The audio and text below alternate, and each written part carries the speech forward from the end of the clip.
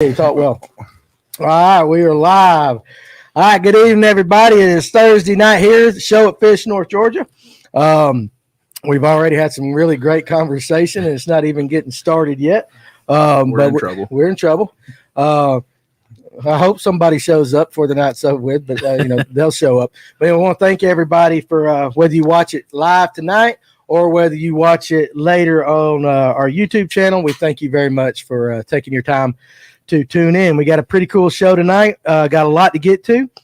But we're going to take care of business first like we always do. So first, Fish North Georgia would like to thank State Farm and the Cassidy Agency for their continued support of the show and for their support of the Electric Elites. For your insurance needs, call our friend Chase Epley at 678-779-7269 and get a free quote today. It never hurts to inquire about their fantastic personal article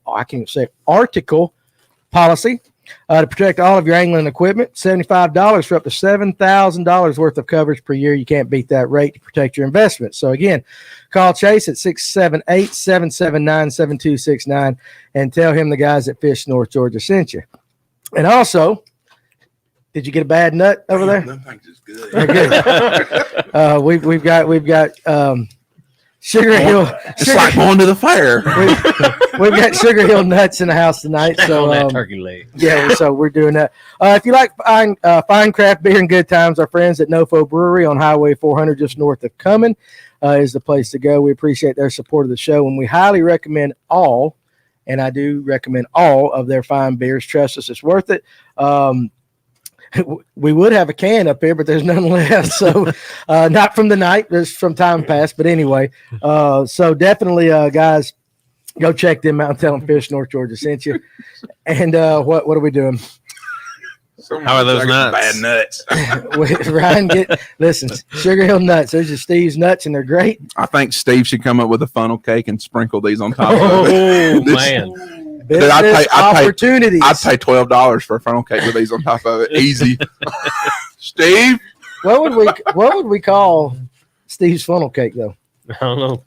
Good. Sure, you started drinking early tonight. No, guys, seriously, we have not been. So it's just we've been cutting up for there's not a beer a while. On this table. Nope.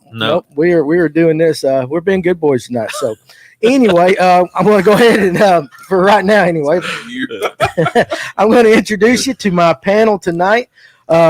Sammy Benitez over here, who is he's one of the local Sammy experts. Benitez. That's right. On we got to announce him correctly. He wants to introduce himself. He was trying to Sammy himself. You introduce. Go ahead. Sammy Big Fish Benitez. Sammy Big Fish Benitez. I don't have the rapport, but hopefully I'll get there. You'll get there. You just got to get used. Don't listen to him. It's lies. We're breaking him in. All right, he'll get loose here and all that. But anyway, Sammy he has YouTube channel. He does fishing stuff. He eats crazy stuff.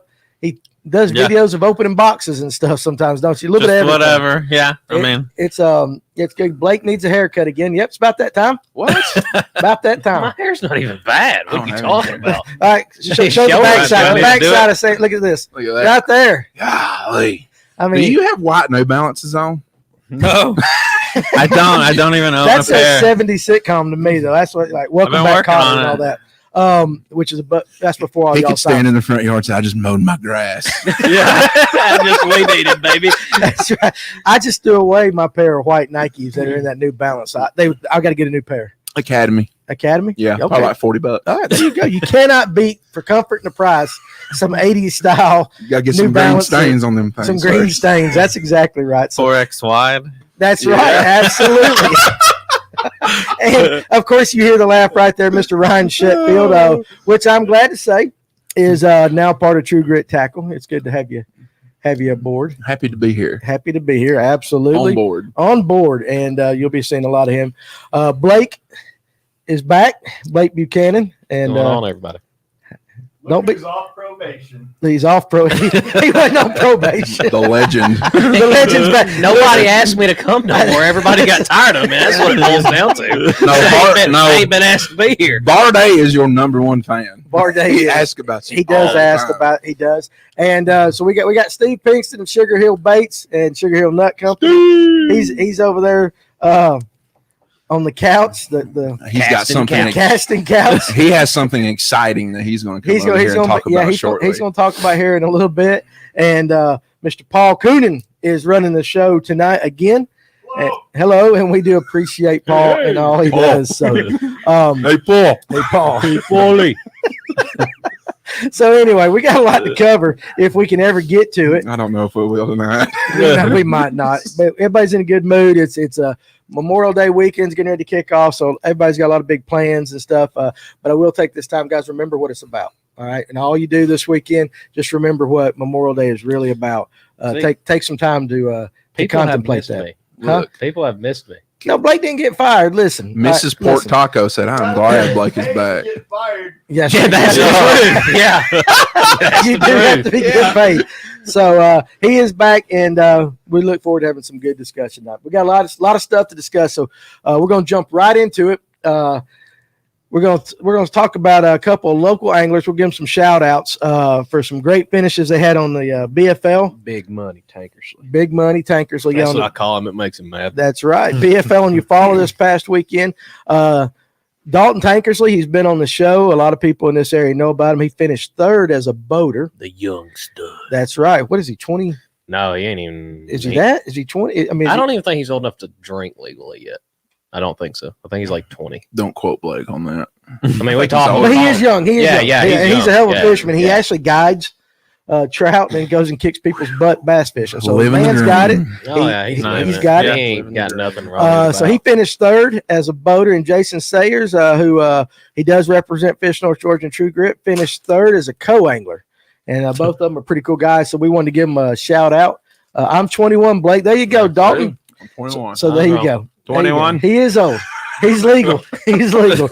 So, and here's what pretty cool. Both of them, we wanted to give them a shout out. And they both gave us a little bit of what they did. So if you plan on fishing Eufaula, maybe you can put a little bit of this to action. So Dalton said, and correct me if I'm wrong, Dalton, that the lake had dropped 2 foot, and he kind of knew that the shallow water bite would be off. So what he did was he concentrated on offshore structure, which I guess offshore in Eufaula is brush and about 8 to 15 foot of water. Probably. No, it's deeper than that. You think it's that? It is deeper. It is like 8 foot. Yeah. So okay. Well, I'm just saying in general, it's deeper than that. It is deeper than that. So offshore, and he was telling me that he was throwing a crankbait and following it up with a Trickster, which is a local Cleveland company. Trickster baits Magnum trick worm and red bug. All right, so he finished with 15 pounds, 11 ounces. The first place winner was 16 pounds, 14 ounces. So he wasn't far off, and that's pretty cool. No, he needed a cola 250. 10 foot. So Dalton Tankersley was concentrating in 10 foot of water. We're going to assume on brush on Eufaula. So I know some guys that come in the store this week, and they're going to Eufaula. So maybe if they're watching out, they can put that into place. So again, third place finish as a boater. 21 years old. That's pretty awesome. So definitely, Dalton, congratulations on that. And Jason Sayers, co-angler side. Now I didn't get his total weight. I don't know why he didn't tell me, but he had a bag of 4 fish, but he also got a big money fish of 5 pounds, 10 ounces. And guess what it was caught on? A True Grit summer crawl. And we have one right here. If you can hold that thing up where we can, you got a black shirt. We need a light colored shirt. Right, one thing up to the camera. So he caught it. He caught his big fish on a True Grit summer crawl, which is pretty much, it's a GP. Camera, Paul. Which one you got on? Be right here beside me. There you go. Getting it close. So anyway, that's pretty good. 5 pounds, 10 ounces on that. He had it, had a Zoom GP crawl, and he was skipping docks, and he was using a 6'3" FX. That's a good camera. A 6'3" FX skipping rod. We do have those up here at the store. That's actually a really cool thing, and he was skipping docks. He caught the rest of his fish on the Yumdinger 5-inch ghillie suit on a 5/16 Buckeye lure spot remover. Mm-hmm. Now, here's something, guys. You want to know you're close. He was 1 ounce out of second place, and he figured if he got that 5th fish, he would have won the co-angler side. So he was close. He said he fished the final 2 hours and just could not find that 5th fish. But, again, both of them are associated with us here at Fish North Georgia. We just want to say congratulations. I think that's a hell of an accomplishment. 200, almost 200 boat field. 170. Pretty close, 170 like that. So that's pretty awesome. So again, when local guys have great finishes, we want to definitely give them a shout out. So third place boater, third place co-angler right here off of Lake Fall in the BFL. So that's awesome. So got some good people putting word out for you. Absolutely beat a lot of good guys out there too. So, and this is something that I wanted to do. There's a little tournament down on Hard Labor Creek called the TEC, which is the Total Electric Championship. That's being put on this weekend, this Saturday, and it is ePropulsion is the primary sponsor, and they're great little products. We sell them here. And definitely want to give ePropulsion a shout out for stepping up and sponsoring it. And also, I just wanted to give some of the anglers some love because very few people know who all are fishing in this. Some people actually got their names put out, but I wanted to take just 2 minutes and actually read off all the contestants and tell them all congratulations and the clubs. And we're going to pick. I'm gonna give my pick. I don't know if any of you guys know these electric only guys, but I'm gonna give my guess on the winner. And if you've been on the Fish North Georgia page here in the last 15, 20 minutes, we've got a contest going on with this, and I'll explain that right after this. So real quick, I'm going to go down it. But from Electric Bass Opens, you got each club has 4 teams. So with Electric Bass Opens, you got Michael Geiger and Randy Moore, Chris Gayton and Nick White, Brandon Davis and Joey Morris, Jeff Cash and David Beatty. From Extreme John Boat Anglers, you got Taylor Smith and Patricia Payton. James, and I hope I said this right, Beck Jordan and Dusty Diamond, Troy Thompson and Lee Drake. What are you laughing about? Michael Galloway and David Fitzpatrick. Is it my pronunciation? No. Huh? No. All right. So Backwood Bass Club. I'm not sure where these guys are out of, but anyway, Brandon and Ricky Hightower. And I hope I say this right. Riley Perger and Bubba Jordan. Bubba is a good name for a fisherman. That's an angler's name, is it not? Tyler and Ricky Cogburn. Tonde Watson and Kenny Corbin, Five Alive Bass Club, David Adamson and Travis Simmons, Josh Thompson and Tanner Carson, Matt James, and again, well, I put Bubba Jordan down twice, so I don't know if he's fishing in both of them and he double qualified or what, but there you go. He might be in 2 of them. So Blake Yarder and Charlie Dick. And if there's another person that is fishing with Matt James, never mind. Listen, I thought you said Blakey Harder or Charlie Dick for some reason.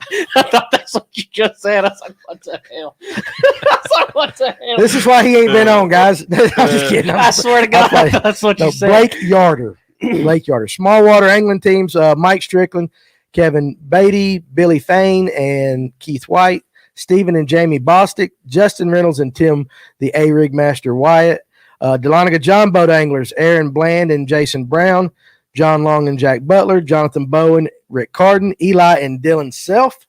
From High Voltage, Michael Driggers and David Haney, Jason Williams and Justin Donaldson, Luke Davis and Jordan Cox, Zach Baker and Brett Cummings. Brett is with Decked Out John Boats. A lot of you guys probably belong to his Facebook page. YouTube. And YouTube, yeah. Hell of a YouTube channel. Southern Outcast John Boat Anglers is Josh Griffith and Sam Thomas, Ryan and Nathan Burris, Richie and Ryder Goodson, Doug and Ricky Hearn. And the ninth club is Cold Water Bass Club. And unfortunately, for some reason, they've only got they don't have any of their anglers listed. But I did find out Daniel Nikolai and I think it's Clell Carnes. And there's 3 other anglers. I apologize for not being able to find your name. Should have been listed, but again, we do the best we can do. Is all these clubs coming together for some kind of championship tournament? It's a tournament. It's a tournament. Yeah, it's that. And, it's just 1 day. It's a 1 day tournament. It's billed as that.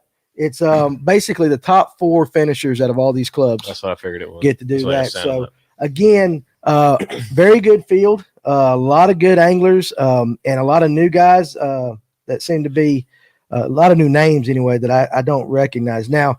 I told some people that I was going to have my guess as to who would win, and we're also running a contest. Again, we want you to go to the Fish North Georgia group page after this, and you can find the post.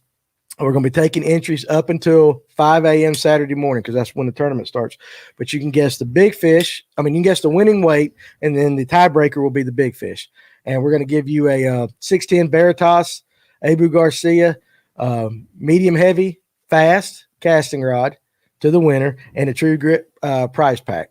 So, and that goes to, you got to, whoever, if we have a tiebreaker, we'll go big fish. But What are you gonna do if somebody don't guess the exact weight? Closest to it? Closest to it. Closest without to it. busting. Round Price up, is round right. down. I'm gonna Anyway, Without busting, it's Price is Right rules. write me down for 1462. What do you mean write you down? You go on the group page and enter. You got to go on the You got group a page. pen in your hand, Danny. See, It's- guys, But Danny it's don't on, do it's nothing on for social me. media. It's on Blake. social media, so I got to have that. That way you're in. And Ron Pendergrass, if you can go on the group page too after the show, and definitely put your entries down. Now my guess, Good Lord. yeah, that's a very 21. yeah. 21 pounds. My guess I thought That's was low high. was 17.2, actually 17.28, and then of course they might do ounces. I don't know what to figure out what they do. I don't know what their scales are. Should be in decimals, but regardless, whatever. So 17.28. My big fish was 5.6. So I think the weights are going to be down a little bit, not because of the quality of the anglers, but because the tournament's being held. And I originally guessed it because it was hot, but now I'm going to say that because there's a front coming in too. It's supposed to be cooler, drop the temperature a little bit. So I don't know if that front's going to affect Well, that everybody. place is in middle Georgia. It is. It'll be hot. And it Yeah, is. it'll be hot, boys. He's in Facebook jail again. All right, so we will put Ron's down since he's in Facebook Okay, jail. yeah. So definitely we'll do that. But that was my guess. Now, I could guess there's a lot of good guys and a lot of friends of mine that are in this right there. And so I'm looking over all of them, and there's some names that I think the team, the club champion, will be Electric Bass Opens.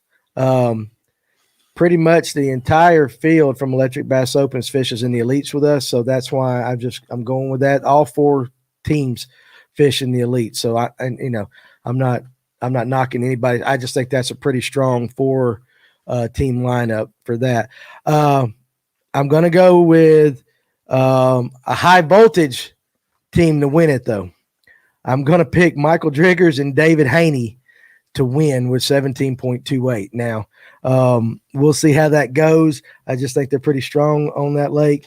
I have no scientific reason why. I was just looking at it, and I was like, Yeah, that's what I'm gonna pick. sounds like a good one right there. So you guess low. Tim goes, I guess low because that's the only chance I have to win. Tim will be down there fishing. Well, listen, I understand that completely. Not as low as Shane Dover, though. If anybody looked on the page before we came down here and looked, Shane Dover guessed 11 pounds, a little over 11 pounds. He basically said $1. sounds like Hickory Log. Yeah, well, and that's right. So anyway, again, guys, they fished hard to get to the opportunity to fish that.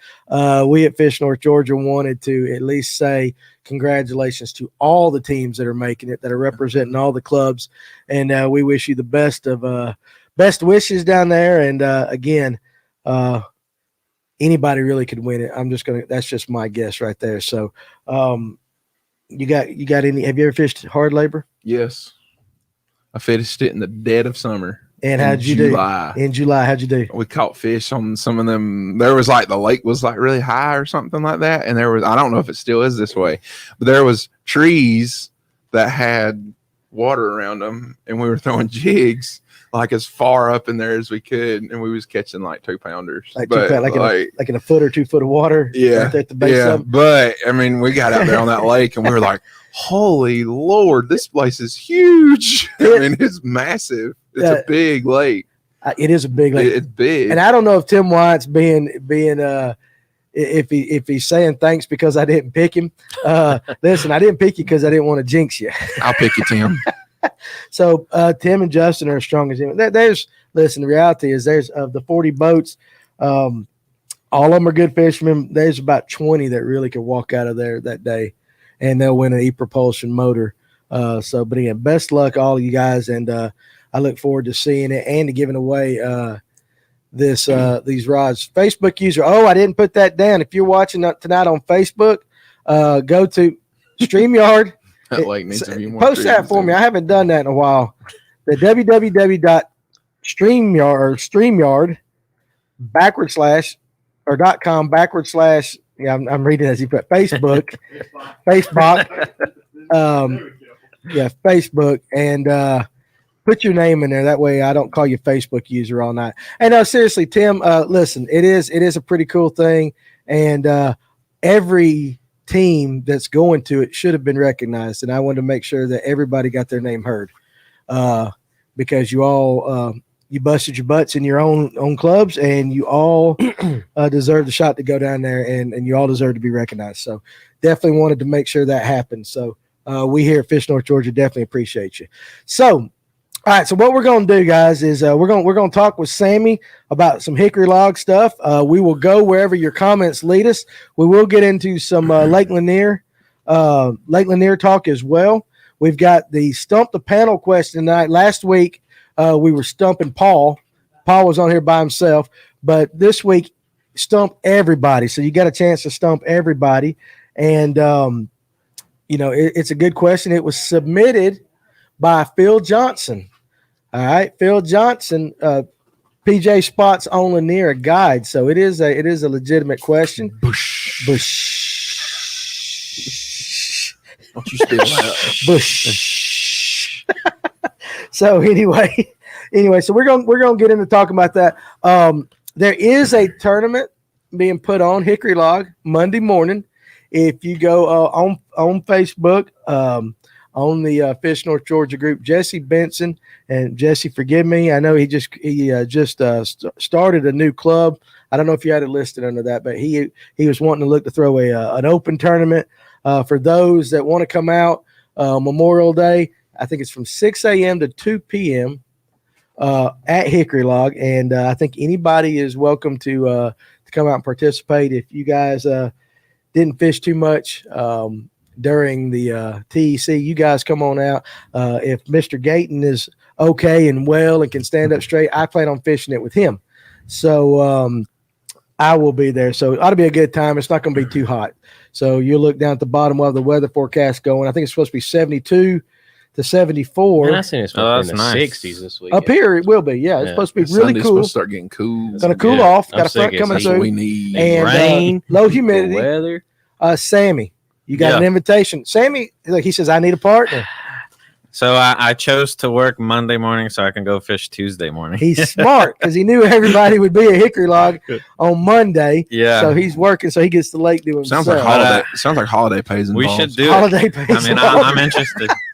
Yes, holiday pay. Yeah. So Double anyway, time. Right. So- yeah. anyway, let's talk a little bit. Like I said, we're going to get into that question. We're going to talk a little bit about Sugar Hill Baits. Lanier These talk. things are good. They're very good. We got Weyawega cheese here on the thing. Facebook user, when did he say was the tournament? Monday. This Monday. Monday. This coming Monday, Memorial Day, 6 a.m. to 2 p.m. It's an entry. I feel like Tim Fee. McGraw while I'm eating these. I I really do. hold on a second. Why do you feel like Tim McGraw? That song he talking about peanuts in a bottle and back when or whatever it was. You know the old. Have you ever ate peanuts in a Coke? Yes. Okay, them nuts right there ain't nothing like No, they're it. not. But damn, they go good on a funnel cake. I know they would. What's up, Chris? So again, Steve. yeah. So again, Steve's nuts are approved by you. Yeah. All right, I'm gonna funnel take cake these home. and a funnel cake. Now, no, you ain't taking all of them. How much will it cost me? $15. We'll talk about it later. That's a lot of nuts. He Lord. looked just like Tim McGraw to me. We know who's been drinking. I'm an Indian outlaw. Indian outlaw. But anyway, so that tournament, Hickory Log, 6 a.m. to 2 p.m. I would guess probably $50. I don't know this that much. Probably your standard entry fee. Thanks, Yeah. Nathan. So yeah, he made your night. Yeah, He made your night. So anyway, Me and Nathan's since we buddies. are going to be fishing this tournament at Hickory Log, it's a great segue into Yeah. it. So Definitely. Sammy fishes Hickory Log a lot. Every day. Yeah. Every day. Air day. Life's been a little busier I understand. this year, last year. I understand, but he has he's very well knowledged in the lake and has a lot of experience on it. I will say this: we fish a lot of tournaments there. We've kind of y'all just keep talking. I'm not going to call you Tim McGraw, so we're not going there. The lake has a reputation of a lot of smaller fish, Yeah. which makes it true. fun. It makes it fun for you guys, but there are some big fish in it. So if you were going to Hickory Log Monday Yeah. and you were going to target one big fish, what would Sammy Big Fish Benitez be throwing right now? Big fish. I definitely aim for my big fish early in the morning, fishing topwater, probably a buzzbait. I've been throwing a popper a lot, a spook, type walking it, getting a lot of fish. But if I'm going for big fish, I'm probably gonna throw a buzz bait or maybe a glide bait. Oh, a glide bait. Ooh. You got So- you got a particular glide bait you like to throw? I've just been throwing the S Waver. I think it's the 168 Uh-huh. now. But I've had some success. I used to have a duo. I forget what it was called. It was nothing fancy. It's like a $30 glide bait, just single You joint. sound like a dog with peanut butter on your gums right now. You know that, right? Cut these away from me. Yeah, cut him off But- right now. Cut these away from me. Cut him off. I'm Take messing the Sammy cheese up. here. I'm eating the cheese. No, I You don't can want no only cheese. take the nuts. But Oh, yeah, that's the same I haven't ventured into the glide bait world like not like Jeremiah. Definitely. Right, absolutely. Now, would you I'm be not that far. targeting the shot? I mean, do you go up? Where's your favorite place to fish on that? As far as you go Should way I up? say? Should I say? Yeah, should you say? You're not fishing Monday. It's true. It's true. So I like fishing the clear water by the dam, but I guess historically a lot of people have better success big fish in dirty water.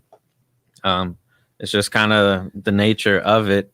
2-3 foot of visibility. If you can find that on Hickory Log, that's going to be your best bet to hook Because up with a big it fish. does clear up by the dam. It's Yeah. amazingly clear by the dam. Yeah. So If you pass the island, get past that big point, Yeah. then it's 6-10 foot of visibility plus everything past let me ask that. you this: Have you ever made any cast or done anything where you're casting at the dam itself, the concrete, with any particular stuff? Yeah. So not too long ago, probably a month or two ago, I was just throwing a paddle tail Kayak, which an electric shad. But Which, by the way, you're not going to be able to get no time soon in yeah, America. there's a shortage. No Man, surprise. I read to Go to them. Walmart, find Strike King. I read to them an email that I got from Kayak before the show. Basically, they're not going to get another shipment Like 2 months. to the end of July and possibly into fall. So if you can find the Kayaks that you like, you better buy them up right now because they're going to Yeah. be. They're going, or like they said in the email, try a different color. You They always- literally did. I They read. literally They did. said, Try one of our great other fish catching colors. Because if you're looking for the pearl and the stuff, y'all haven't seen my wall. I bet Chris probably bought 18. You're probably the reason why there's a shortage of them right now. But again, that's just a public service announcement from us Yeah. here at the show. If you fish Kayak and you find what you want, you better buy them up right now. So again, that's the thing. But so you were casting that. So yeah, hitting the wall, and catching fish. I mean, not even going that far down. And I know that wall, it's got a measuring board on it. And Yes. so it's about 60 something feet. The deepest part of the reservoir is just off of that. It's about 140 something feet. And but there's fish just suspended, holding up against that brick wall, and just the Kayak paddle tail, throwing lighter gauge line, 10 pound. You got to make a pretty long cast. You got to make a long cast, definitely. Got the buoys that are keeping you off. Yeah. Describe light. Light. I say 10 to 8 pound test to hit the wall, but I don't know. What do you say light is? 12. No. You got seriously. So I mean, that water's clear. it's That clear. water is You got to clear. go. Now, you really will on the upper end of Hickory Log finesse. It depends what you're Will throwing. So if I'm throwing a Hit jerk and bait bust. on that wall, I'll Hit and throw bust. 6 to 8 pound test.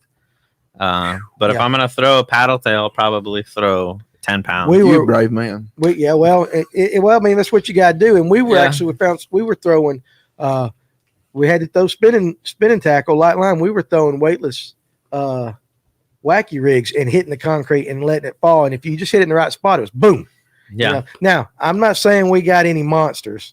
I'm not going to tell you that happened, but we did have some success on that. So like that. So, but that now tell everybody really how far do you know from the boat ramp to the dam? Do you know how far it actually is? Because it's a pretty good It's post. approximately 3.5 miles. So in Mhm. a kayak, it's definitely a long trip. And even with a trolling motor, I mean, you'll burn one battery just getting there. Yes. So go with more than one. I promise you, you don't want to be out there with just one. What do you fish with primarily? Lure? Kayak or he's John boat. John boat? He's a John I mean, boat guy. I save my kayak for the river. I just get too frustrated. I just knew you On a had kayak. both. I didn't know which one you preferred to fish with. I prefer a John boat. I can move around easily. I can take a lot of things with me. Have options, and I have no risk of flipping in with all my stuff. Right. Paul, didn't you take a drink the other day? Didn't you say that in one of your posts? flip? No, I rolled both. You didn't. I thought you said. Now we do have. There will be a point here in the episode in a little while. Paul is going to come on, and he's got wants to address the kayak situation, a situation with the kayaks, and a little bit of the safety stuff. So I haven't forgot about you, Paul. We're definitely going to get you up on Get 'em, that. Paul. So yeah, and so you do have a there's- nice electric Yeah, boat. there's Michael. Michael came on my boat one day. I guess he was still working on his, and I put an invitation out on the Hickory Log Facebook group page. And you guys should go join that page. It's Yeah, the I page. mean, it's really just for anybody to post a report or a picture of a fish they caught. Something. I mean, I caught my PB on Hickory Log, which was 7.3 pounds, and then I was kind of surprised because nobody talks about Hickory Log as a big fish lake. That's true. And so then I started this group because I was like, is there other people out there catching these fish and just not talking about it? Or Right. So you do run the group. so I'm the admin. I'm the only Okay. admin. I mean, there's not a lot of people on there. Surprisingly more. There's like 800 something people. Yeah, it's a Part pretty of good that sized group. group. Yeah. But yeah, anytime I go, I'll just try and post a report of what's happening. I mean, I don't really fish tournaments. I'm not trying to win money. Yeah. Just trying to help people get on some bass. A quote from a Facebook user: in a kayak with a trolling motor, it will take you 45 minutes. And again, its personal best is 6.5. Hey, if you would go to that StreamYard, www.streamyard.com /Facebook, there you go. And let us know who you are that caught a 6.5. We would definitely like to know that. It is a poke. It takes a long time with an electric motor, a good size electric motor. It's not a short haul. You mentioned, a lot of it has the reputation of you got to catch a lot of smaller bass. Yeah. But the big ones are there. There's definitely, definitely. some monsters there. We've heard it in the past where you have bass, 12-inch bass, and you have bass that eat 12-inch bass. Right. They're there. So it's there. You just got to work for them. Now, given that reputation, what would you like to see done on Hickory Log that might change that?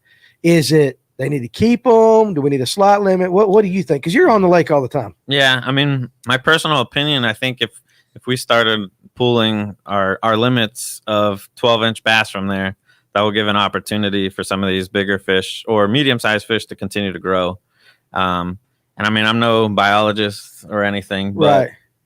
there are so many small fish in Kind there. of baits in the lake. The bait, Yeah, is it There? like gizzard shad, It herring. doesn't have, It's, I don't think no, it has gizzard. there's not gizzards. They're not big, so they're Maybe they're thread thread fin. fins. I'm sure. And there's Maybe an brim, American shad style. I've seen Yeah, some with There's greenbacks. brim. There's brim. There's but- brim. loaded for with sure. brim. Yeah, there's Yeah. a ton of brim. Robert Woody, my best is a 7.2 at Hickory Log. And to answer your question, Robert, because I didn't get a chance to answer the phone when you called today, yes, I'll be here Saturday. He sent me a text. So, yes, I will be at the store Saturday. And it's got a lot of crappie in it. Too, It does doesn't have some great crappie. Yeah, in it. so I don't know how to crappy fish, but Well, so I see people pulling slabs out. all Take this- a minnow with a bobber, drop it around trees. That is- that simple. that is a 12-inch bass. The 12-inch bass do cook up nice. They do make good tacos. I don't know why people don't eat more. It is. This is a question for all of y'all. Why are people so unwilling to keep a bass and eat it? Because crappie and bluegill taste better. They do taste better, but I mean, if you know a lake needs these, if you know you're on a lake and you know you just catch them over and over and over again, it would seem that common sense would dictate, hey, we need to take a few out. Throw it on the bank. Well, okay, you can throw them on the bank if you want. I'm But not let's eating- just say- resourceful. I'm not eating a bass. If you I'm gonna wanna eat a be crappie. resourceful. I think it's habit. I think it's bass. but is it the And culture? then throwing it back in the water. But is it the culture of bass tournaments that's caused this, the catch and release? Is that I mean, there's a caused big it? push for it to Yeah. keep the fish healthy and alive, but most people aren't bringing 12-inch bass to weigh in unless you're at Hickory Log. Well, or Yahula. So yeah, or Sure, Yahula. there's just better eating fish out there. I think that's the big. So you think that's so okay? So that's true. Now I've heard a lot of people say though that spots taste really good. Now I've listen, only I know had a Lake spot. Lanier, yeah. I've never had a largemouth. Oh, really? But Okay. spot I've eaten, and I mean it was covered in hot sauce, so I don't know. yeah, It was good. I know that my father-in-law, he always kept bass to eat, farm pond fish, so he never fished. But do you think it's you think we could just change the culture a little bit? How about this question? If you were a biologist and you were trying to convince somebody that fishes hickory log that it's in their best interest, how would you go about doing it? Put more bait in the lake. So you just gonna put more energy in the lake to make the put fish more bigger. energy in the lake, and if you want to keep them. If you don't, donate them. And that's like up there at Blue Ridge. They say take the spots out. Do you? I know people throw them on the bank. Oh well, but that's to save the smallmouth. They're trying to bring the smallmouth back. I'd rather eat crappie or a bluegill or a trout over bass. Okay, well that makes They just taste better. Your granddaddy brought me some more trout too. I imagine he did. The man brings me some trout. I love it. His granddaddy comes in and he goes, he keeps me stocked up with trout. So all right, what were we talking about though before I changed that? Well, light line. Light line. We went on a tangent with light line. You fished hickory log before, right, Ryan? Or you just busy reading the comments? No, I fished it. I fished it one time. Okay, well, as somebody that might go back in the future, you got any question for Sammy on hickory log? Well, but that's the one time that I fished it, I never slowed down. You power fished. Yes, I power fished. Now, but are you more of a power finesse? I like power fishing, but if what's up, Jonathan Bowen? Last year I had a goal to no skunks at Hickory Log, and so I always had a drop shot on deck just in case. Mm-hmm. It was a rough day. You can power fish drop shot. Ryan watched me do it. Yeah, it depends on the day, but I love throwing square bills, paddle tails, chatterbaits, spinner baits. Right. Anything I can crank in paws. Gotcha. Deep divers. What's a good color? If you're throwing if you're going out there, I've experienced it because you throw a lot. Yeah. You throw a wide variety of stuff. I watch your posts. Yeah, I've seen your posts too. You branch out. He does branch out. I try a little of everything if I can. I mean, I always have like 10 rods on deck, and I always use at least 5. That's the goal. Right. But what's the question? Here's a good question, Sammy. What is the best color of bait that you like to use at hickory log? So I try and keep it really natural, shad color, shad profiles. Right. Especially if I'm on the second half of the reservoir. That clear water, that's what I focus on the most. Mm-hmm. And this year I want to play with throwing more bluegill brim colored, and see how if I get bigger bites or how that affects it. But for the most part, I throw natural, translucent color skirts. Right. Do they school a lot on hickory log? Definitely. So right now, this time of year, at least at sunset, the last 2 hours on the reservoir, if you're by the dam, there's just going to be blow-ups all over the place.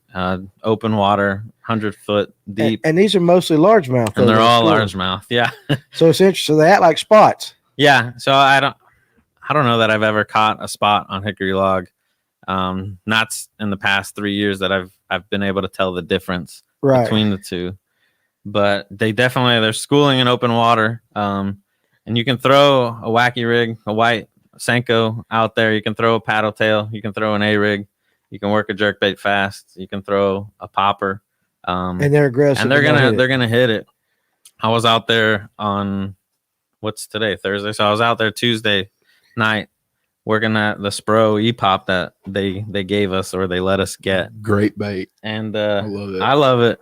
I think it's the sound. I don't know what it is about it, because I've tried other poppers and they don't produce the same. Right. But throwing that in open water, when I see a blow up, I got hit like 5 times before this bass finally hit a treble.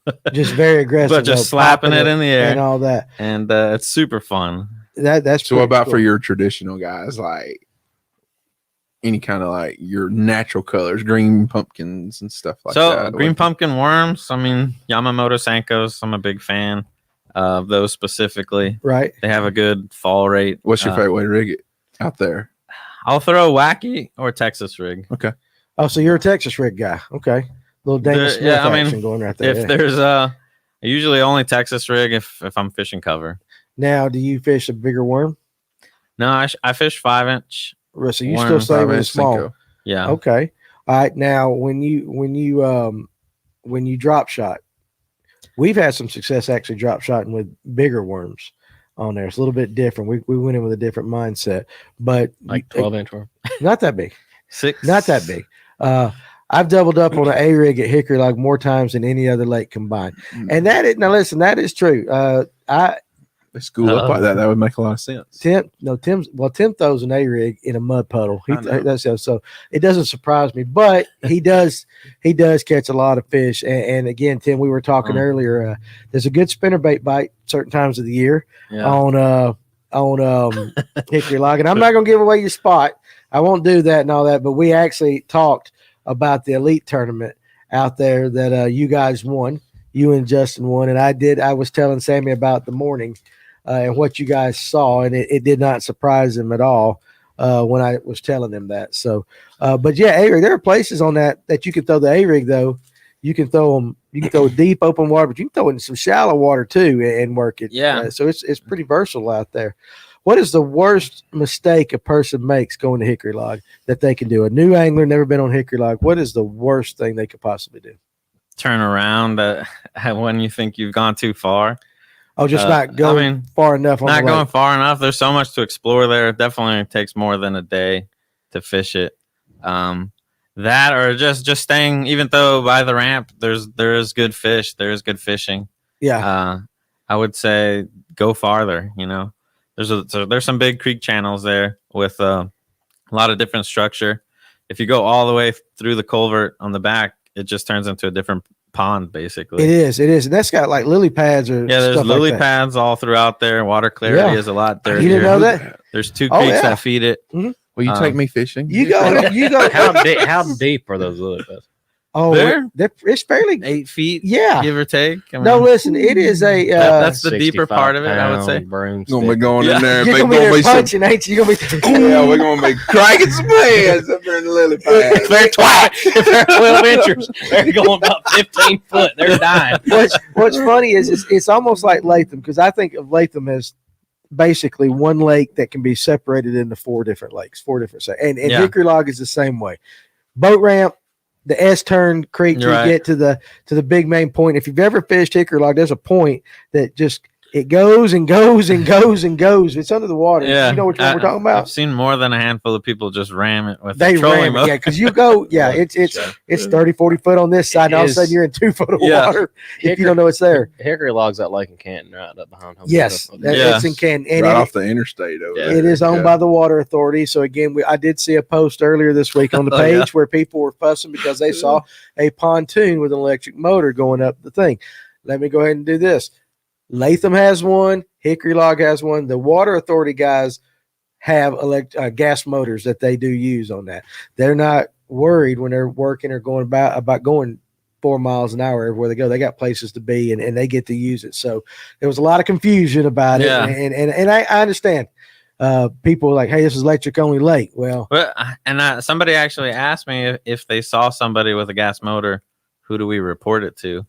And I honestly have no idea. If I wouldn't call 911, but maybe non-emergency. There's somebody out here with a gas motor. Y'all need to get down here. They on blast. that's flipping guys. I can see it now. They're running down to the dam. Listen, I'll be honest. I remember fishing one time, and it was when a certain individual got an Elko, and we were on the backside of Latham, and it looks like a gas motor. Yeah. And I watched a guy pull up on the road right there, and he got out of his thing and said, "Hey, this is an electric on." And he was telling them, and it was that person that had it, and he just goes, "Really?" But it was an Elko, it was electric. Yeah. Really? I didn't know that. Judge Dredd out here on the lake. Yeah. But Judgment, you have a gas motor.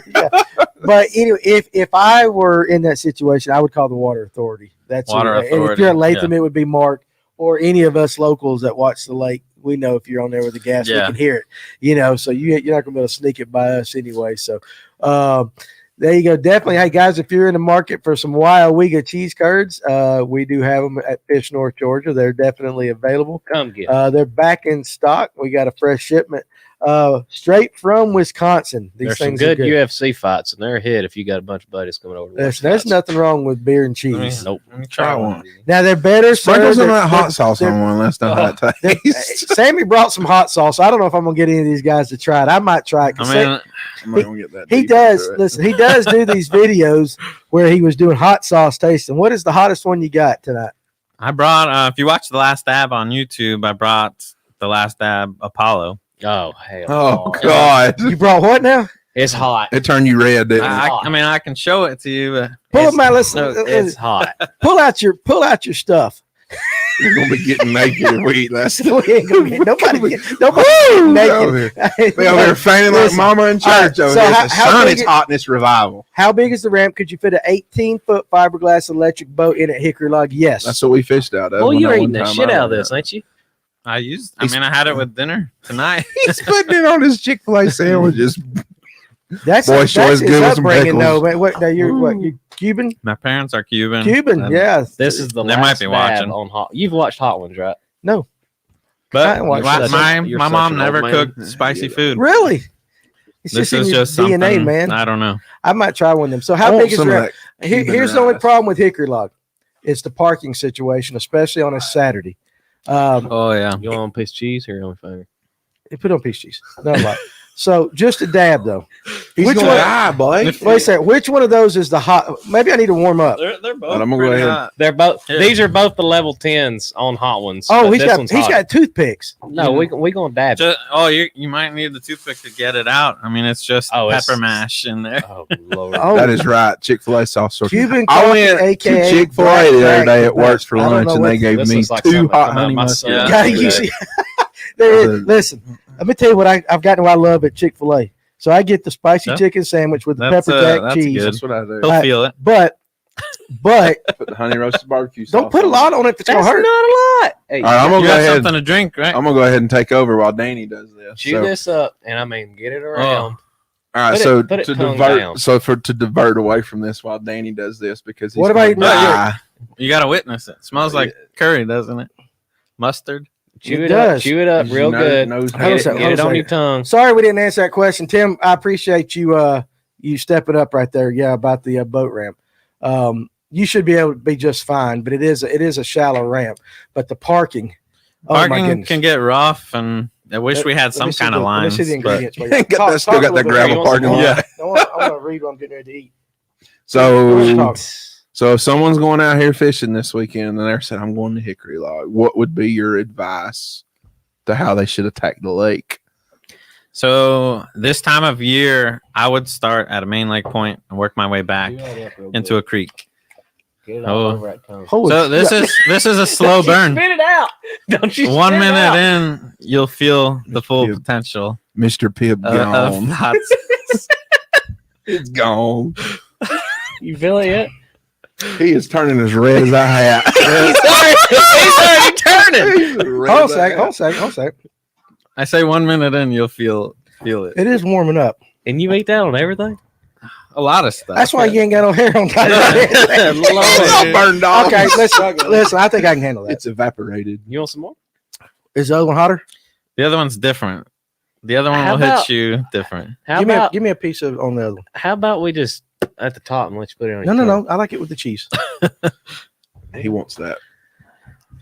That's Shake not fair. Look at this. He wants Look, that look, I'm texture. almost like you, Sammy. Yeah, I'm starting to sweat. I feel a little sweat. Oh, Now. That's okay. That's not too bad. That's it's not, not terrible. in moderation. Yeah, In moderation, I wouldn't bathe in it. no. So what is this kind?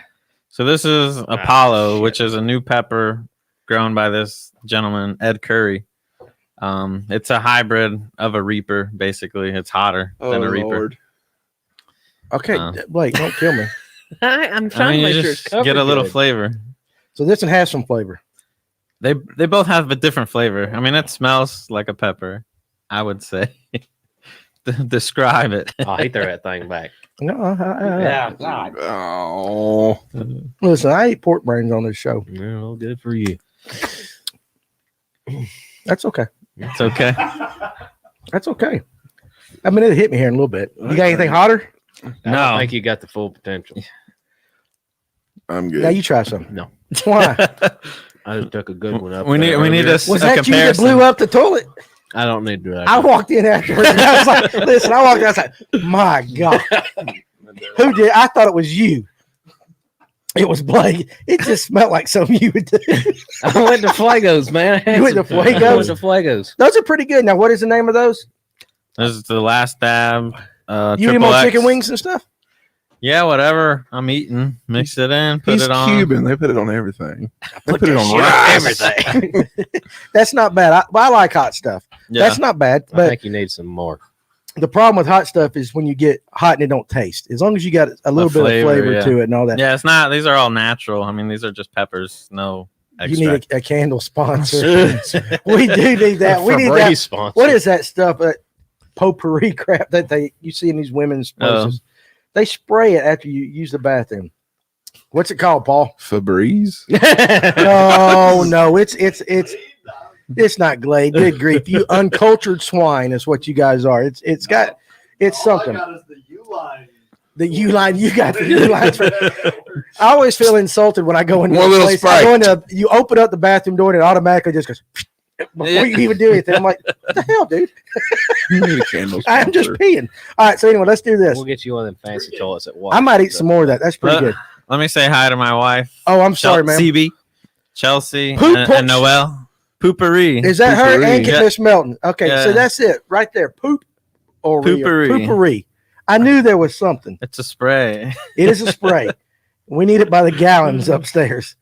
I don't know what you did though. It was Yeah, real. they sell it at Costco if you Wasn't need that some. Yeah, it was noisy. Oh, you heard it Burning down here? ass. As a 3 flush. A 3 flush. All right, so let's do this. Let's do the stump the panel question. Let me While get- I'm sitting here. hold on, he was in the middle of something. Then Well, we did we'll go something back to it. I've been All eating right, hot fine. sauce. You want Do you, some cheese? No. no, do you remember what we were talking about? Yes, I remember where we were. He wanted to know and Let's do this. how we would break down the lake, how I would approach it. Oh, you this like had a weekend. real serious This question. weekend. Yeah. Okay, so The let's real do that. deal. We're about halfway. We'll go to the stump the panel question. Steve, you coming in here? Paul, you want to jump in over here? Actually, yeah, Paul will do that. We'll do your segment right after the question of the week. So let's do this. So we're almost to halfway. Mr. Steve Pinkston of Sugar Hill Baits is joining us. How you doing, sir? Doing well, doing well. You're doing well. Okay. All right, good. I'm glad to see you. You need to put these on a funnel cake. I've got some ideas for funnel cakes, but I'm kind of keeping them to This is myself. going to a food Listen, show. I'm gonna give We're you not my doing worth the cell crap phone on fishing number, tonight. and when you come up with funnel cake ideas, you call me, Okay. and I will be there. All right. Listen. You were wanting me to let him What's break up, down the Lauren? lake, and now you're talking about funnel cakes. So- Well, Steve's distracted me. okay. So let's break down. Let's break down one half of the lake. So because that's a big ass lake. So let's Yeah. break down the boat ramp area. So boat ramp area, if I'm gonna fish it, I mean it's not that big, so there's not a whole lot to. Maybe two Just- football fields, kind of width wise. Yeah, maybe. max depth is 20 foot on the far side. There is the creek channel, huge indention that you can find if you have a graph, and it sits right about at the middle. And there's a lot of structure coming off of it. If you've ever fished it or if you've ever seen it, I mean, there's a bunch of trees hanging up over it. But there's some very shallow, like spawning flats. I would hit those early before the sun came up. And then right off those spawning flats, when you launch to your left, as the summer progresses, the grass is going to start growing. Oh, it does too. Something There's a lot of terrible. blowdowns. But on it that holds lake. a ton of fish. It does. I don't know. I don't know my vegetation. It's not the one you want. It ain't hydrilla. It's not. It doesn't come all the way to the surface. It sits just subsurface. You can throw a poplar over it and You stuff. could, yeah. Top water is great. A fluke, especially as it heats up, you can sit on top of that grass and kind of flutter it. But it does drop off to about like 7-8 feet. So there's a good vantage point for these bass to just come out of the grass. It's a really good and feed creek it. channel on Yeah. right there. So usually I'll try and stay off of that spawning flat, off that drop off by the ramp, and I'll work that line all the way to the end. The S turns to the islands. S turns to the You're islands. just hitting most of it. There's a lot of down timber right there. There's a lot of down timber, main lake points. I'd hit all of them. I went around the island the first time I went over You there. went and I was on like, the "Damn." shallow side? Yeah, I The was like, shallow yeah. side. I looked listen, over the side of the boat. And I was I'm like, gonna "Damn, tell you, we let me in tell you. pretty Listen, you are to go on the shallow side, But I saw something this year I saw something this year that I hadn't seen. A lot of beds. We were looking for bass beds, but actually a ton of crappie Really? had moved up because Josh and I were looking at them. I'm like, well, it's not brim, and they're not bad. But the water was kind of clear. Yeah. And I mean, crappie had pulled up in that like real shallow water. I was kind of shocked. Well, Yeah, the it's funny like thing 6 about it is the 2 backside of that island, when we pulled up in there, we were throwing a fluke over there first thing in the morning. We caught 7. Oh, you can catch fish. Like right? all the way Yeah. through there. And I was like I said, I was looking on the boat and I was like, we in 2 foot. Yeah. There's a lot of fish prowling that area. And it's close to deep water. So they can move as Yeah. the sun comes up easily. Yeah, it's definitely that creek channel cuts in right there. And then once you pass that island right It there, opens up. it opens up, but it gets deep Right. quick right Yeah, there. yeah. You're in 30, 40 foot right there in that little where the rocks are and the power Yeah. line. Yeah, the power line. They've been Just digging off under. of that. Yeah, what's going on with that? I heard they're just digging electric lines under the reservoir. Under the reservoir. They're going, yeah. And there's some already above, so I don't really know what's going on. Trimmers. It's amazing. Well, it's amazing that they can do that. Yeah. They can do it. Now that lake, Trimmers. trimmers, that lake is set up different than Latham, even though they were built similar at the same time as far as the way the dam is. Hickory Log, I don't know, it has a bladder type of release. I don't know what that is, but you remember a few years ago they had to lower it. Yeah, it was low, like 7-8 inches. Yeah, well they lowered to work on that bladder or whatever. Mark Oh. at Latham explained it to me. Okay. And a lot of guys that fish it, and it might have been 3 or 4 years ago. Maybe It was before you started before I fishing, started fishing it. they lowered it because every so often now, because it's really what I was told was kind of like a poor design, whereas Latham is perfect. I mean, Latham is perfect. Latham, they had to go back and they had to make the pipe bigger so that the darter could go through, that endangered fish. At first, the pipe was too small and they had to change it, make a big Well, one. sounds like to me like they hired the wrong engineer. Well, I don't know, but there's a Hickory Log has a bladder type release system, which is weird. I don't know how exactly that works, but it is different than Latham. Even though you would think they'd be built the same way, you would think there'd be one way to do a lake, and that's the way they do it. But it's different. I don't know why I brought that up. It popped into my mind right there because we're talking about deep. We're about halfway. Let's stop right here for a second.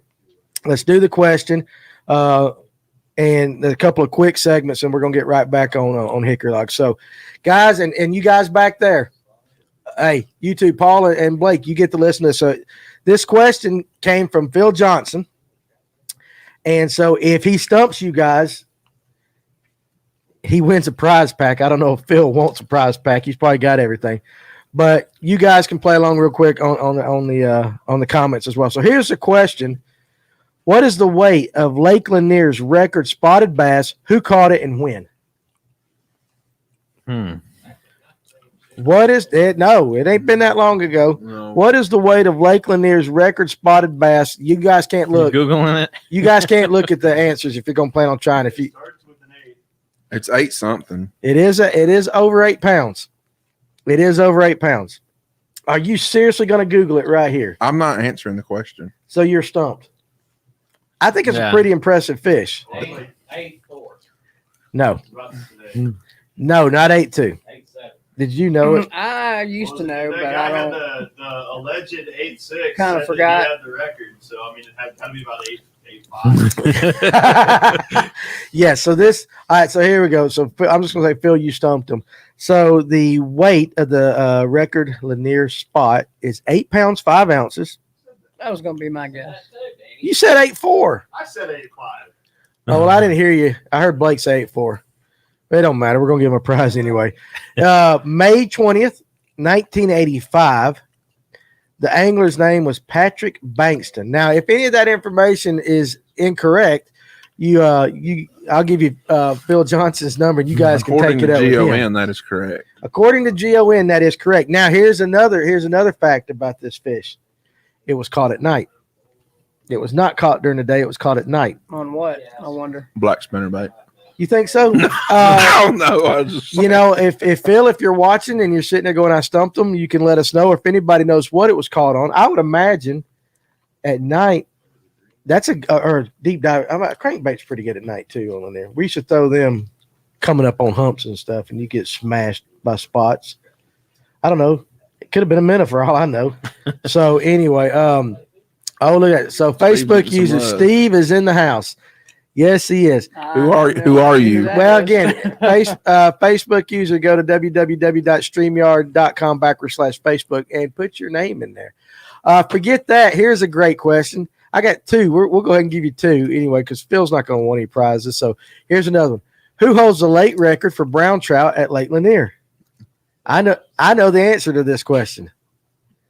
Does anybody know? I have no Probably idea. Tim White. Tim Wyatt. Tim Wyatt does have that record. He has the late record. Tim, tell us what it is. And while you're at it, we've said this before. Oh, it's Dalton. Oh, Well, Dalton, I don't know why, buddy. I've done that to me That- before, Dalton. yeah, you need to relog you gotta in relog on in, buddy. StreamYard. So I don't know anyway, why it does that. Steve has some sweet and salty nuts. Yes, he does. Lanier record largemouth is Wrong. 6 pounds. You're over there liking them. Are you still eating them? Yes. No, I'm talking about the largemouth. I was wrong. What is it then? 17.9. What's the lake record at the lake over y'all fishing from? Rocky Mountain? Yeah, I don't know what the rock. I ain't talking about the stroke lake. I don't know the actual. The actual, I don't know. So that's the thing we're going to start. We actually talked about this tonight a little bit. Yeah. I want to start. GON compiles, of course, for all the big lakes. And I don't know how we would do this, but I would love to start compiling the lake record for the smaller reservoirs, the electric onlys, and stuff like that. So I don't know how we would do that. I don't know if anybody has one of those and knows somebody that has a fish caught on an electric reservoir that was certified. Let us know. We'll start off fresh. But there's also one more record, and we mentioned it the last time. This gentleman was on with us. I'm not going to tell you who it is, but who owns the spotted bass record on Clark's Hill, and how big was it? I know. Clark's Hill. Who owns the spotted bass record on Clark's Hill, and how big was it? Now, we talked to this gentleman early, and he said, "You know what? Records don't get you nothing. That's right. They'll get They you get nothing. you a lot of ridicule. They get you some ridicule. Actually, Because you get a lot of these, what we call them, post pirates or something, that want to go on and tell you about, well, you know, I right? caught one this big or that big, or Oh, absolutely. and it's like, man, One uppers. That's exactly. Yeah. Haywood, and I ain't even gonna try to pronounce it. Jambalaya. I don't know. Oh, I'm gonna say, dude, I don't say jambalaya. I was like, That's like that. Listen, I That's eat like the that- daylights out of jambalaya, Like that man. progressive commercial or whatever it is, where he's like, "How do you say this word?" And the guy's like, "Joaquin." Well, it's it's quinoa. it's Haywood. Jabame is what I'm gonna guess. Habame. All right, that's right. Oh, 4.5. Steve Pink. Done. All right, so that's right here, Alan. Pink Alan, straight on. Oh, little league Pinkston trophies, right you know, here. they very rarely spell my name correctly. That is, he did do it. This man right here is the record spotted bass holder on Clark's Hill, and that's a dubious honor It is. because it's 4.5. And what did you say? What did you say? People, you know, I said many things. you did say a lot. I mean, I'm most of very- which are not repeatable. No, I I'm mean, just kidding. I'm very proud Right. to have it. Joaquin But- Coonan. You know, I still have to buy the magazine That's right. That's to right. see if my name's still in it. Poor guy. And We need to give him Zoom some has love. yet to give me a pack of worms. Zoom did not give Zoom you did some not worms. even give me a pack of worms. Zoom, you suck. Zoom's in trouble right now. What kind of worm did you catch? It was on? a green pumpkin trick worm. Green pumpkin trick worm. Okay. Carolina rig. All right. So What? what are we missing back there? No, Paul, we can't listen. There's something going on in the control room right here.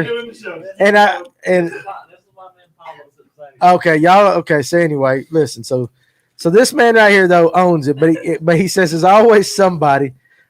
Low Daddy, the dude's name is Hey. Oh. Hey, would you blow me?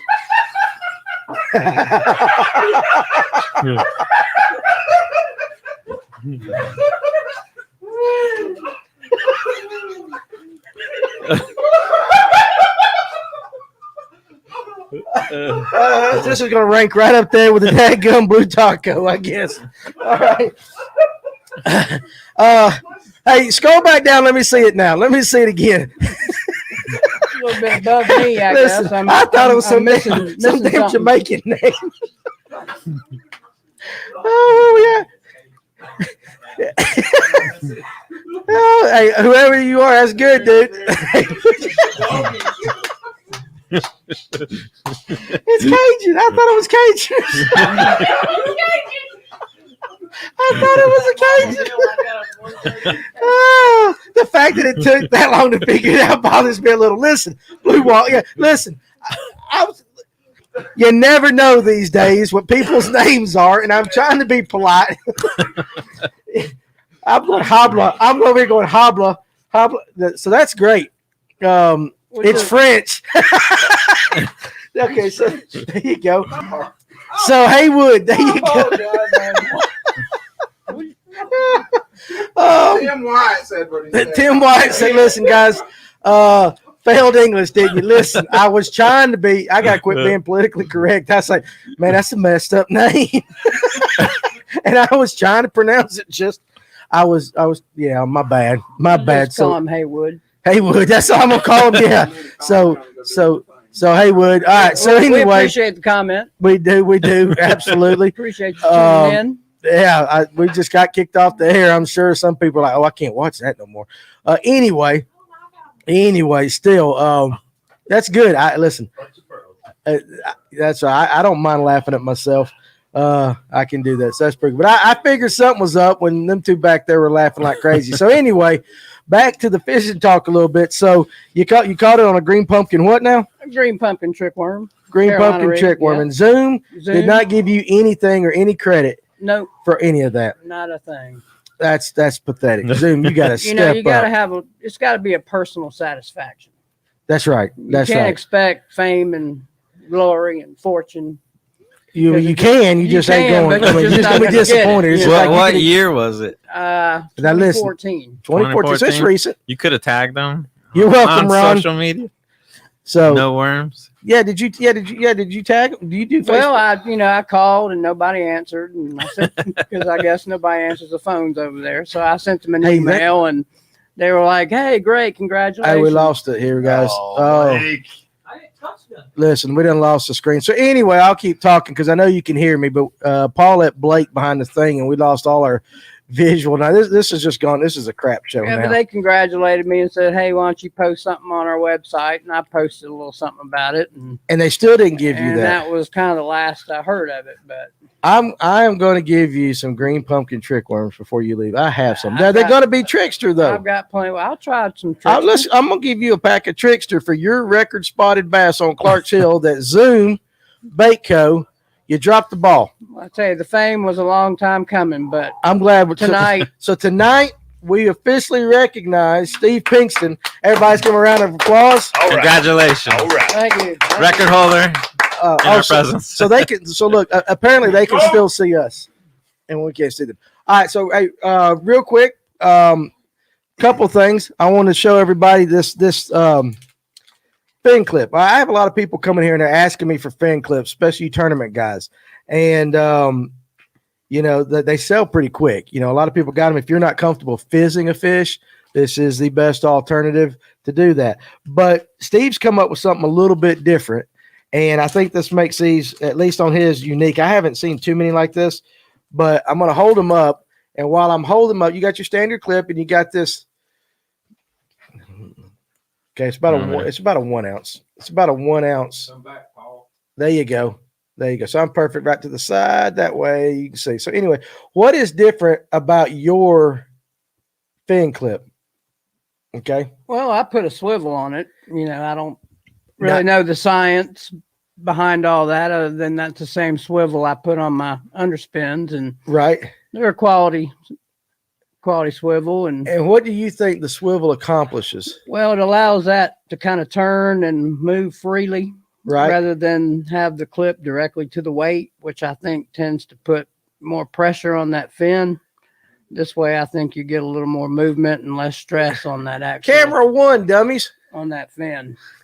I mean, seriously, we got the goon squad back there Do I running the gotta do cameras this all now. See again? that? See that? Yeah. So you got to pull my. All right, Steve. Let's don't do that. Maybe not. Go back. Go back. We're milking Abort here. mission.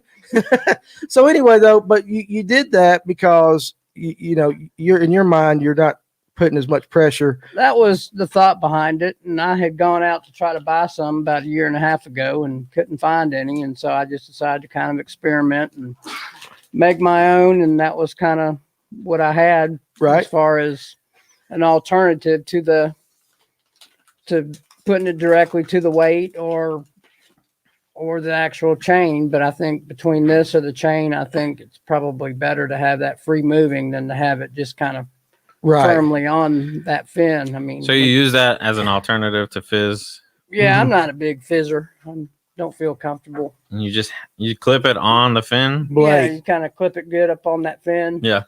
And it basically rights the fish. Okay. And these are 1 ounce. I can make, a 3/4 or something smaller. Is that all it really takes to hold them up? for the smaller fish? That's all it Oh takes. yeah. Mhm. Yeah, actually, and it will do a lot. People aren't comfortable fizzing. I don't have a problem with it, but we have lost our needle or not had a bend it or something, and it wasn't used when we've used those. I've actually used a fin weight. A lot of people say if you hook a bass in the tongue, that fish is going to die. I don't know why, but in my experience, most of the time, if you have a direct hook into a tongue, that fish is gone. Well, we had that on a fish 8:00 in the morning on a tournament. For giggles, we said, let's just put a fin weight, and we held that, and that fish is going to die. I mean, that's one of the, it's going to no matter what you do. But we put that fin weight on that fish, and 6-7 hours later at weigh-in, that fish was still alive. I don't know what it does to the tongue when it tries to swim off. The second we took the fin weights off and we're trying to release it, the fish, I can't do it. Bellied So up. yeah, it bellied up, but that fin weight kept it alive. And this, it's part of tournament fishing. You got to weigh it alive or else you get a penalty. Yeah. So from a tournament standpoint, if you're not, it will save you a fish or two. If you're not comfortable fizzing or in a situation like we were where we couldn't fizz that fish at all. Well, even on Tuesday, me and a buddy of mine were fishing the little Bass Pro Shop employees tournament up on Hartwell. And we had one that wasn't doing so good. And I put a couple of those clips and it righted it and it made it. And I was able to call it. And he was still alive when we put him back in the water. But I think by the end of the day, had I not had those clips, he might not have made it. Yeah, that's possible. And then just when, and for those that kind of like, what are they talking about? The air bladder, you bring them up too quick, the air bladder expands, you fizz it, you can let the air out, but sometimes people are not, comfortable doing that. If you can use these and keep them upright, the thought is the fish will naturally relieve the air right itself and we'll have a better chance of survival. So, but anyway, that's interesting. We're going to have those on these. And they're very good. They'll be on the site tomorrow. So if you're interested in buying some, they will be at Fish North Georgia tomorrow. $4.50. You get 3 of them. So Like I said, these are like 1 ounce. 1 ounce. They're They heavy. might They'll be hold a big little fish large too. for the smaller fish. So, I mean, if there's a need for 3/4 or something smaller, I can make them. Yeah, Sprite, and all your Coke. your all your stuff, your Carbonated. basic stuff. Yeah. That your basic stuff, your fish care products, stuff like that. A lot of people say, hey, you can put it on the tongue. I know it's really good for the gill stuff. The tongue stuff, though, if you really get them in there good, I don't know that no matter what you do, eventually I think it's gonna do that. All right, so we want to take a second here. We're gonna get serious for a few minutes. I know we've been having a good time cutting up, but we do have something that is, Paul asked if he could say a couple of things. And it's a situation that happened this past early this week or this past weekend. So pop the camera on Paul and let's let him. So I'm going to be serious here for a second, and we'll get Chef back so we can have fun. I just wanted to take a second. There's a young man on Chattahoochee. I think it was Tuesday this week. Ended up, unfortunately, he lost his life. Got caught up in generation in a kayak and got in trouble and just wasn't able to recover. I know there's been a couple other reports already earlier just this month, people getting caught out in generation. A lot of new fishermen out there, people just getting into it. They're wanting to go catch trout or go catch bass or check out some of these tailwater fisheries, Toccoa below Blue Ridge, Lanier. We're going to have a ton of people this weekend. Guys, you gotta check your generation schedule. The number for Lanier is, I believe, 770-945-1466. plenty of online references, Facebook groups. You can come to Fish North Georgia, say, hey, I'm going to River XYZ. I know there's a dam on it. What's generation like? The TVA lakes especially can be very, very unpredictable. TVA generates on their own schedule. The Corps, at least, Buford is good enough to try and keep it nighttime on the weekends. But it's just stuff like that is avoidable. The information is out there. And there's a lot of new anglers, new kayakers, Right. Sometimes you just don't know what you don't know. Right. At low water, Chattahoochee is about 500, 750 CFS. When they turn the dam all the way up, it's 12,000. That's a big jump. That is a lot of water coming down through there. Right. And if you're not ready for it, you can get in trouble real quick. Yeah. So obviously, Chef's telling me off stage here. Obviously, number one things, your PFD, your life jacket, they only work if you wear them. If you knew an accident was coming, you wouldn't get in it in the first place. That's true. Yeah. If a lot of guys, kayak guys especially, love to put it in the tank well, or they put it up in the front of the boat and say, I'll have a chance to grab it. When stuff's really going bad wrong, guarantee you're not going to be thinking about it. Right. You need to have it on. You need to be checking your generation, checking your flows. If you're unsure of a river, new place, you've never been there before, you need to be using your resources to figure out whether or not it's even safe to go out there and whether or not those flows are navigable for you and that you can handle them. Right. Have a float plan. Let people know where you're going. Obviously, grab some friends. It's always best to go with a group, but just want to take a second, just kind of ahead of the holidays, to get that on y'all's mind. And if you know somebody that's going out, just to kind of get that in their ear too. Say, hey, if I told Danny I was going to the hooch, he might get in my ear and say, hey, you check generation? Yeah. Just to be sure. Yeah. Gotcha. And it's and we hate to have to bring this up because of a loss of life. But okay, right now it's fresh on your mind. A lot of people have seen it on the Facebook group pages and all around that. And it's, right there at the moment of when it's happening. Sometimes, a lot of people get kind of snippy if you say basically what Paul just said, but we've had a few days to process it. And it's just as true 5 minutes after an accident as it is, now as it was 5 minutes after the accident. But we hate to hear that in anything, whether it be your boat or whatever you're doing, especially if you're going to be on a big lake this weekend, especially if you're going to be on Lake Lanier. I talked to a young man who he's going to fish Lanier tomorrow and Sunday. Even tomorrow being a Friday, it's Memorial Day weekend. It's going to be crowded. So make sure, and I told him, be safe, take your precautions. We all think we're invincible and we're not. So definitely, that it's a good thing. Paul said that was on his mind. He wanted to say that tonight. And I commend you for doing that because it's serious. It's a great sport we do. And we put ourselves out there, at times where, some situations are a little dicey and all that. And if you're going to do it, just make sure that first of all, you can handle it, that you can handle it. And if you're not experienced, don't put yourself in harm's way. But if you are, there's precautions that you could take. And I don't know what the situation was with that gentleman, but still, I hate to see that. A lot of good news is always on Facebook. We're talking about fish. We're holding them up. And anytime we have a loss of life, it just sucks.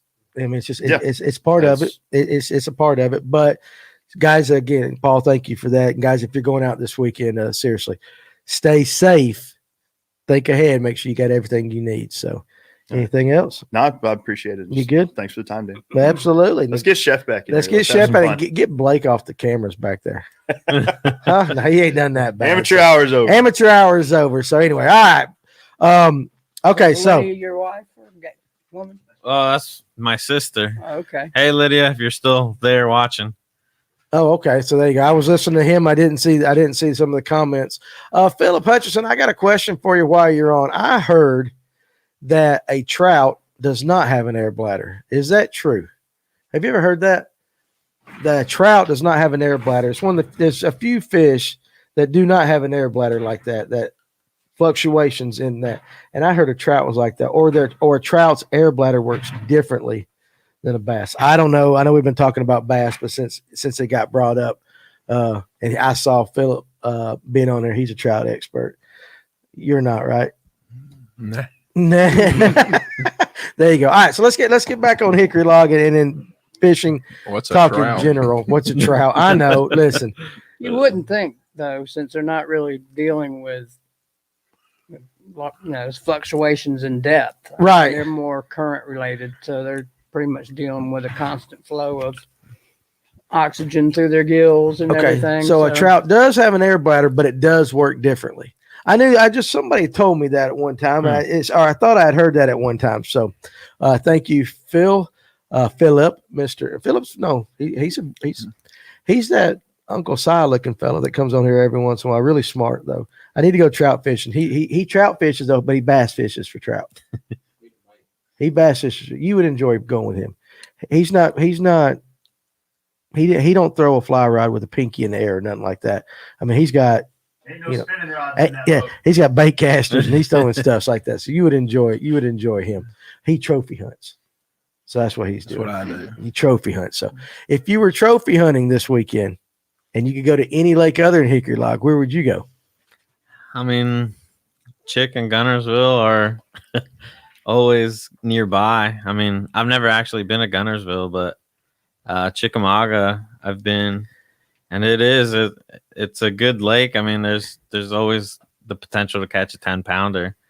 I mean, it's probably going to be super busy. Would that be like if you could pick one lake to go to, that's where you haven't fished, you go to Chick?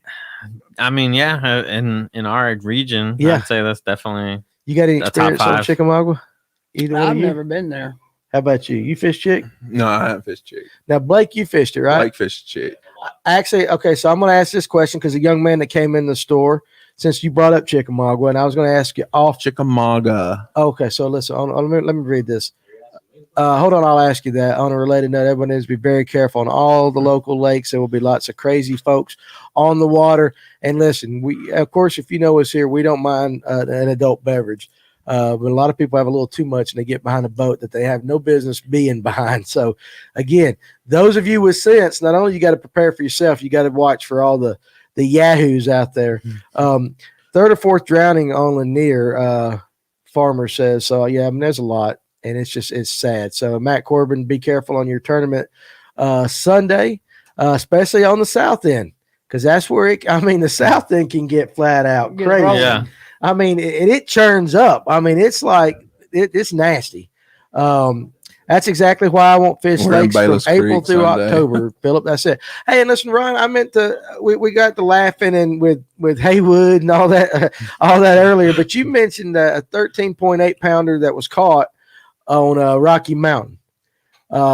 That's a big old fish. I would love, since you live up there, if you could do some research for us and see if you can find out, maybe put a phone call in there and see what the certified lake record is up there. It's they got to have it somewhere. If you're going in a 16-foot tracker Sunday on Lake Lanier, stay close to the that's gonna be tough. Hard that I've been stay in the creeks in the backs of the creeks. Back it off the trailer and then pull it right back on the trailer. There isn't one. Tim White said there isn't one. Okay, Ron asking one. So basically what we might do, we're going to see if we can start keeping up with those or even have a big fish for the year. So bass trackers and wake boats don't mix. No bass track. I mean, wake boats and not much of anything. If I was a dock owner on Lake Lanier, in certain areas with them wake boats, man, that would drive me insane. Absolutely. So that's what we got behind. What did we get behind when we fished? You decided to make a hard right turn or left turn. That was a big old cabin cruiser. He and I got behind a cabin cruiser. And he's got, yours is what, 22 foot? 21 foot Phoenix. And we're flying right up behind him. And all of a sudden he goes, hold on. Because at some point you got to turn. And he turned and it was, it was now, the lake, but that was the only boat. There wasn't a lot of boats. It's not like what it's going to be this weekend. No. But just could you imagine that over and over and over again? No way in the world I would go out on Lake Lanier. Luckily, I have a shallow bite for Sunday. So from 10 o'clock until 2, I'll be in the back pockets. Blake, I've got before July, we've got to do an episode on Chickamauga. I've got a young man that's going to be fishing up there in July and that wants to know. I said ledge fishing. I said that's what I thought would be ledge fishing. And that. on the ledges on Chickamauga in July. Just look for all the other boats. Look for Yeah, all where all the other that's, boats are that's sitting. good. That's actually good. What would be okay? So would that be if you could go fishing anywhere for anything? Bucket list. What would you go for? Bucket list fish. And I'll ask that to all of y'all. What's your bucket list fish?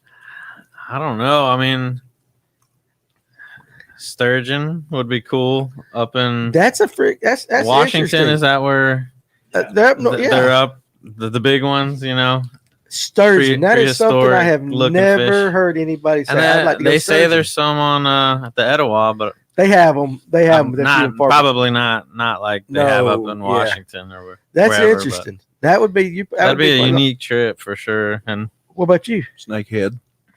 Snakehead. I'm just kidding. Oh, okay. Go to Potomac, No. snakehead, Yeah. trophy snakehead. Trophy snakehead. Where would be bucket list for you? Anywhere in the world? Any fish? South America, Oh. peacock bass. yeah, that'd be good too. And I'd throw nothing but top water.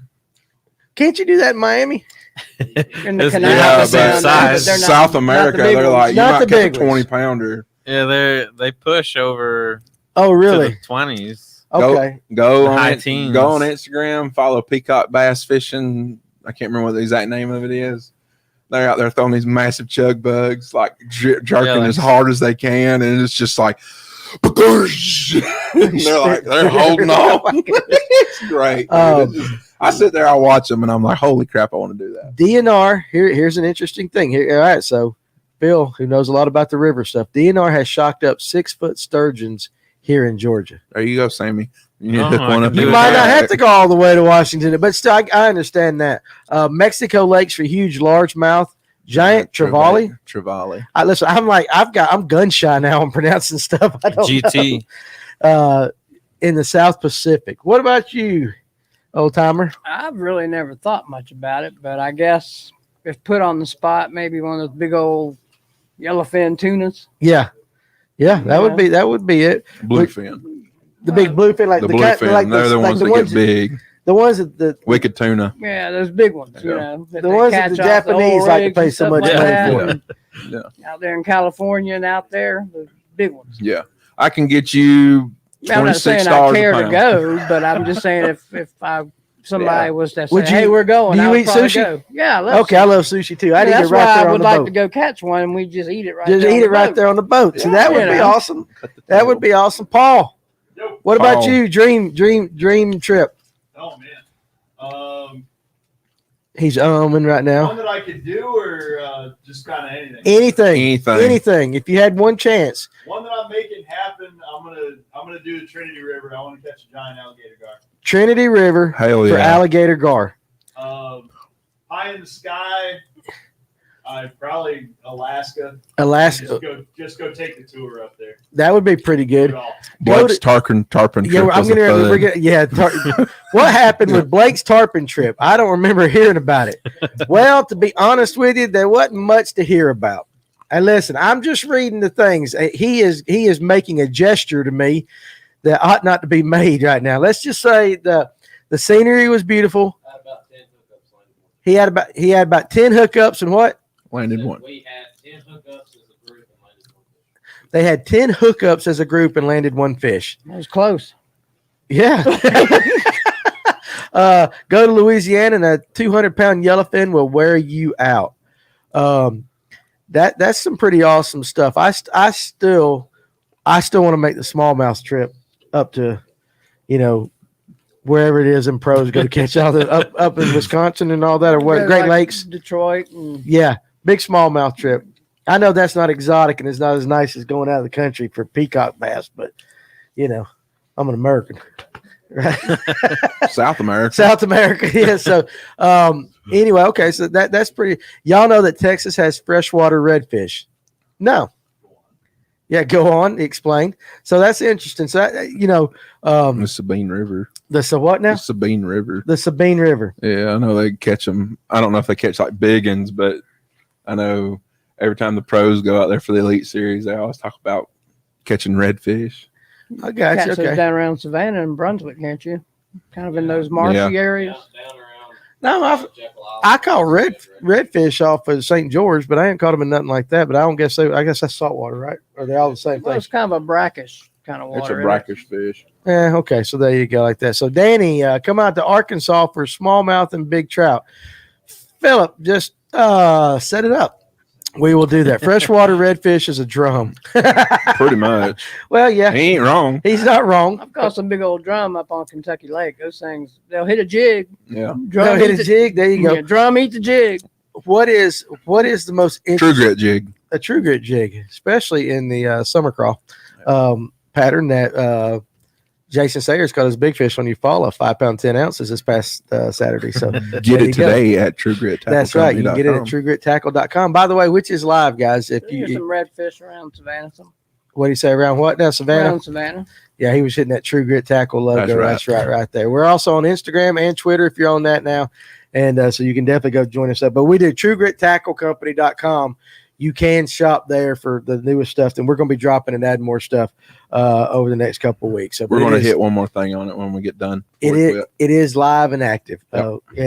And we'll talk about that. So, all right, Sammy. So now, what is I always like to ask people this because I think it's interesting. What is the biggest mistake you've made fishing that you need to tell the world about so that they don't repeat the same mistake? Biggest mistake fishing. Losing a 10-pounder on Chickamauga, I heard Blake said, but Well, I mean, talking about that, it wasn't a 10-pounder, but on Hickory Log, I bought this rod. For some reason, I thought I needed a super heavy, extra fast rod. And I was fishing some structure, some tree, but I hooked up a pretty decent fish. I would say maybe 5 pounds on Hickory Log. And there was just no bend to it. And I ended up losing it after that bass jumped twice. And really, if I would have known about rods and parabolic bend, I probably would have landed that fish. And but it also just comes with experience. let's do a show about that next week. We need to do a rod show. I can do that. Let's do a rod show next week. Heavier rod action is better for close range. Right. Unless you're throwing So, something okay, with so some that's big So I weight. went long distance to this tree. I Right. hooked up with this decent fish and 2 jumps out of the water, and I lost it. And I'm basically fishing with a stiff a rod. broomstick. Mhm. I don't know what kind of braid, 40, 50 pound braid. So there's no flex in there. There's Gotcha. no That's holding that fish. that's a good point. So next Thursday, we're going to do an episode where we're going to break down rod. We'll do that. We'll do that. We can do that next We'll do week. that next week. So that's perfect. We'll do that. So because to be quite honest, a lot of people don't know that. They don't. Yeah. And I've learned a lot here in the last Oh. year. There's so much to learn about the rods and stuff. But yeah. Tim White, I love you. Listen, that's what you got to be. We've done, mine would be, weighing in an empty weigh bag at an elite tournament, weigh in. Yeah, right on. That's what I did. So did you hear about that? No.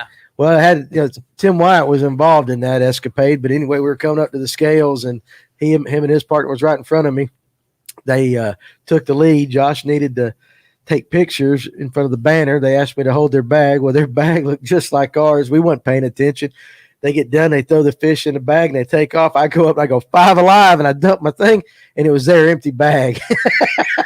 And the guy, Aaron Cole was running the scale. He's just looking at me like, you joking, right? Now, but I was dead damn serious. I had 5 fish and then we figured it out. But this past tournament, he called, and he's not the only person to ever do this. He called what would have been fish 5. He thought he had 5 in the live well. No. I've done that before. He thought he had 5 in the live well. They ended up with 4 fish coming I've to the seen way. that happen. That has happened. It's happened in my boat. Oh, it's happened in your boat. Not by me. but Not it's by you, happened. but it's happened. I have done it. I have done it. I have literally been sitting there and throw one over the side of the boat and then go, shit. Just Well, throw it back. well, yeah, there you go. But that's what happens on the boat. I mean, there's really no other way to explain it other than that. That's what happens on the boat. Yeah. I know that this past one too, we made the mistake too, and you might as well go ahead. Sometimes you get in a hurry and you just say, okay, there's your first fish. You throw it in, you don't weigh it. and you don't log it in, you don't with the color, you just like, all right, we'll weigh it later, and then you start, okay, well, I got a cull. Well, that's the smallest one, and you start doing that. And then I got to the scale, and we found out that I probably culled 2 that were better than my 5th fish. It would have made no difference of us winning the tournament, but oh no, I had 5, was culling and threw both back. Yeah. Oh, okay, that's a little different there, Tim. Yeah, that's what I did. Hell, I don't That's exactly what I did. I threw back one, and I said, "This is the small one," and I threw it back, and then I said, "Well, I put it in the other side of the live well, and I threw the other one back." Wow. And I don't know what I was thinking, but the one thing that I haven't done, and I'm not going to name names, is dude buddy shows up. He's got a limit 4 on one side of the live well, and he has a big largemouth on the left side of the live well, and he gets the 4 out of the right side, goes and weighs in, and then gets all the way home. He had like a 4.5 pound largemouth in the left side. Of the so listen, well. Tim, that and he was like, I thought I had 5, but I couldn't remember. It is kind of dumb. Justin, his partner, tossed the small one, and I tossed the bigger one at the same time. I bet y'all did that. I can imagine the look on their faces, like, oh, I can imagine. Or you throw your phone over after taking a fish pick rather than throwing the fish back. Yeah, I ain't done that one yet, but I guess that would be yeah. I've seen somebody throw their pliers over by accident. I've done that. Run his line down his spool, throws the line over the side of the damn boat, I think, and spools it up like that. Let me tell you this. This is no lie. This happened to me. I got down, I tied a jig on. I got a jig out. I put a grub on it, got that thing all nice, and I literally went, and then I grabbed my line and I said, "Oh my God!" I threw an untied jig over the side of the boat. I'm done. Yeah, I know. Yeah. We ain't the brightest. Chris Baker, if he was here, he would laugh. He took an A-rig. He got an A-rig and he got it all rigged up. And I forget what he did, but he thought he tied a knot and he just held it over and it just dropped. That whole entire brand new A-rig with everything went all the way to the bottom. He didn't have it tied on or something like that. I don't know what happened. That happened just a couple years ago. Yeah, I've cut my main line instead of the tag in many times after tying a new lure. Oh, yeah. I hate that. I threw one back while culling with the cull tag still attached. Oops. Yeah, that's pretty good. I've caught a fish with a cold tag in its mouth. Now, Josh. Might have been his. There you go. I don't know. Josh and them caught a crappie on Latham or somebody. It might have even been Tim. I don't know if it was Tim White or if it was Josh. So one of my friends, anyway, they caught a crappie that had a stringer in its mouth on Latham. I believe it. Yeah. So, I mean, that's just let's see. Okay. I'm just kind of looking at the comments, mulling them over, cut the wrong end, done that many times, especially after, and I got fat fingers that are numb half the time from doing heat and air work all my life. And I want my tag back. That's right. He wants his tag back. What'd you do with it? It's gone. That was about 4 or 5 years ago. Yeah, you got to identify what color was it. You know, Yeah, just give those things away. That's right. So this was one of them that didn't have the float. It was one of the ones that has just the tag, the elastic tag. The elastic tag. And then you just they had the poke through the mouth and the old clip school up, kind of stuff. and it just had the line like that where it was gotcha. where they swim around freely and you just reach in there and grab a hold. I got you.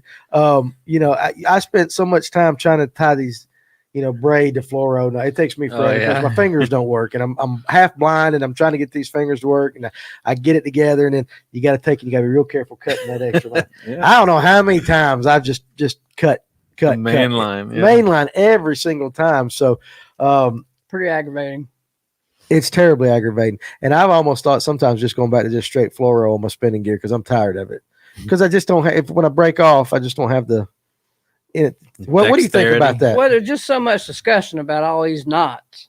That's true. And I really don't, like you, I mean, it's gotten to the point where just tying a polymer knot's a pain in the butt. It is, yeah. You get old, it sucks. And it's like, so I do the double uni and it works and everything's fine. And that's it. I mean, but all these, about 3 or 4 different Alberto knots and all these other knots. They are, yeah. What do you tie? And it's uni, double uni, and Palomar. Woo. That's it. That's one too many.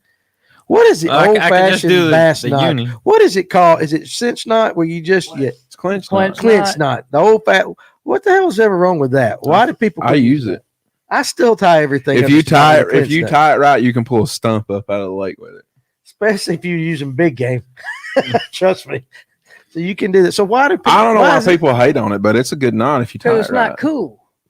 It's No, not. I don't Yeah, care it if was- it's cool or Okay, not. so that's what I was getting ready to say. Social media has made a mockery of fishing as far They- as all what. Hey, Now listen here. Hot sauce. hey, Here's it's a generation thing. it's about to go down.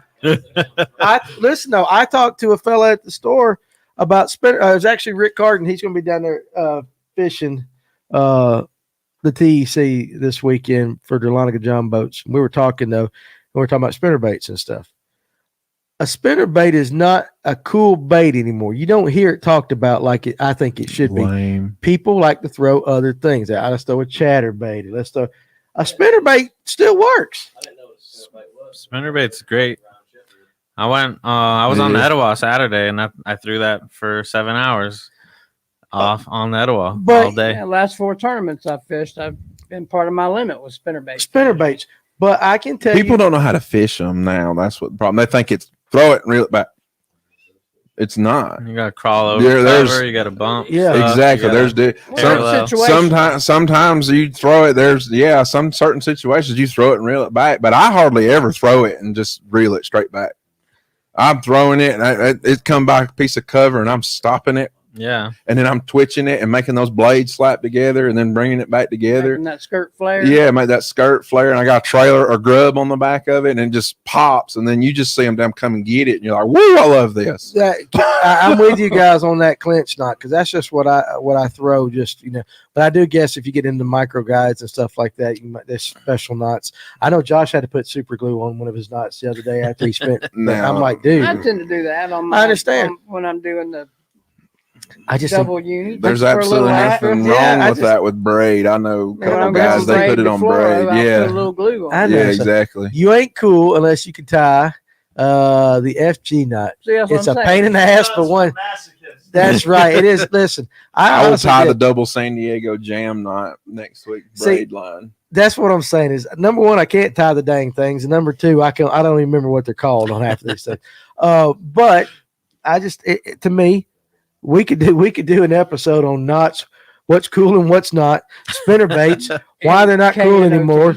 Because everybody wants to throw an underspin, or they want to throw this, and I know he makes them and all that. Chatterbait. Throw the hell Chatter out of those baits. underspins. Those underspin. But you know what I'm saying? It's like people come in and they want the hottest bait, and then there's a spinner bait right there. It probably will do 75% of what they need. That's like I've hurt some feelings telling people that the jackhammer is no different than an original chatterbait. It really isn't. That's a lie. You I think like so? me a jackhammer. You like your jackhammer? So you're caught up in the craze that the I'm- jackhammer is. I'm caught up on what works. And the old Z-Mans, I didn't catch a whole lot. But when I went to the jackhammer, I started catching more fish. It does have a different sound, and I will say this: it does have better components. The blade, the split ring, and everything I think is a high quality. the blade component starts swiveling quicker with a jackhammer. with the jackhammer. As Yeah. you pull it off the bottom, it's instant versus The you get 2 or 3 jackhammers have feet. much better hooks, Ron said. So- Well, they do have much. better All I hooks. know They're is I way catch bigger. fish on them. Well, I can tell you this, though. I've taken out just goofing off over at Latham, just walking across the street to the dock and just taking some chatterbaits and just take a pair of pliers and bend the blade a little bit and see what the difference is and how Yeah. you can manipulate a blade and all that. But again, hey, you're a young guy, you want to go in, you see what everybody else is fishing. Oh, the jackhammer, but you could buy 2 or 3 spinner baits that might catch you just as many fish in just as many situations. Yeah. You know Well, what? it depends on the situation. I think you need to be versatile Yeah. and not get caught up in the latest and greatest of whatever. Get you, 4 or 5 different baits that you have confidence in for different situations and throw them based on those conditions. What's your confidence bait? He said confidence bait. What's your confidence bait right now? In anything, you get one bait for the rest of your life. Ooh, rest of my life, if I want to catch fish all Yeah. the time, I'll throw a drop shot. Drop shot. That's Drop your shot. confidence. That's my go-to, my default when it's tough, when the bite's tough, or I can't figure it out. Drop shot anywhere will almost always catch a fish. What about you? As much as I'd hate to say it, just a shaky head. Shaky head. Oh, you get one. That's it. So I get it. You get a lot of bites. You can catch big fish, small fish. It's kind of a slow drag. Slow drag. Okay. And there's times where I'd rather be moving quicker. Right. And doing other things. But I guess day in, day out, if I was just going fishing and wanted to catch something, that would be shaky head. What about you? What's your go-to, your confidence bait? My confidence bait? Yeah, let's go confidence bait. Right now, this time of year. Oh, right now, this time of year? Yeah, I mean, we're fishing right now. The question just changed. Yeah, the question changed because he'll think for an hour and a half. Question. He'll think you guys answered quick. What I'm saying is, right now, a horny toad. Okay, let me ask you the original question. Then you only get one bait to fish. Only get one bait to fish? It'd be a jig. A jig. Okay. Trailer? That's a whole other can of worms. A Zoom Super Chunk Junior. Zoom Super Chunk Junior. Okay, I get that. You double that. I'll bet to this. You give me 3 colors. I only got 3 colors. My confidence bait right now is a popper. The popper, yeah. As long as it don't have whopper in front of it, you're all right. So popper. Listen, and didn't you say upstairs that or you might even say, hey, you might have been on the show already. You like throwing the what popper? I've been throwing the Spro. The Pop 80. Spro, yeah. That's what I got hit with on there when you and I fished. It was a Spro. It's just, I think it's something about the sound, the knocker in it, the rattle. I don't know what it is. Have you watched it walk? Yeah. Oh, I walk. It walks different. It does. The Spro does. Yeah, it walks a little bit different than your typical popper. Phil made a comment up there in the comment section earlier a little bit, but he was like, "What baits have stood the test of time?" Spinner bait, jig, crankbait, worm. Okay. Now let me throw this can of worms out there to you like this. Old timers used to take an old basic crankbait and they just wear the hell out of them or anything like that. We've now got holographic eyes, all these things like that. Do you really think that a person couldn't just go out? It's the shape and the action as much as it is all these new 3D graphics and stuff like that. Do you think the fish just naturally would hit a white, like a balsa bait? Let's just take a white crankbait and you paint it jet white, none of this, no holographic things, and then you put a brand new one that's got 3D laser imprinted, all this. You think it makes that much of a difference? That's kind of hard to say. I think it just, if you catch something and you got confidence in it, you're going to continue to throw it. Right. Now, whether or not it, with all the different colors and all the things you're talking about, make a difference, that's a tough one. I mean, they're designed to catch fish and catch fishermen, and they do both. That's where I was going. Spinnerbait hasn't changed that much, so and I mean, it is what it is. They've done some, colored blades and different things like that, but it's still, skirting a blade. Yeah, a big part of it, I think, is it's a reaction. You're trying to entice or incite a reaction out of these bass, and so crankbait isn't just casting and cranking. You got to hit the bottom. You got to bump cover.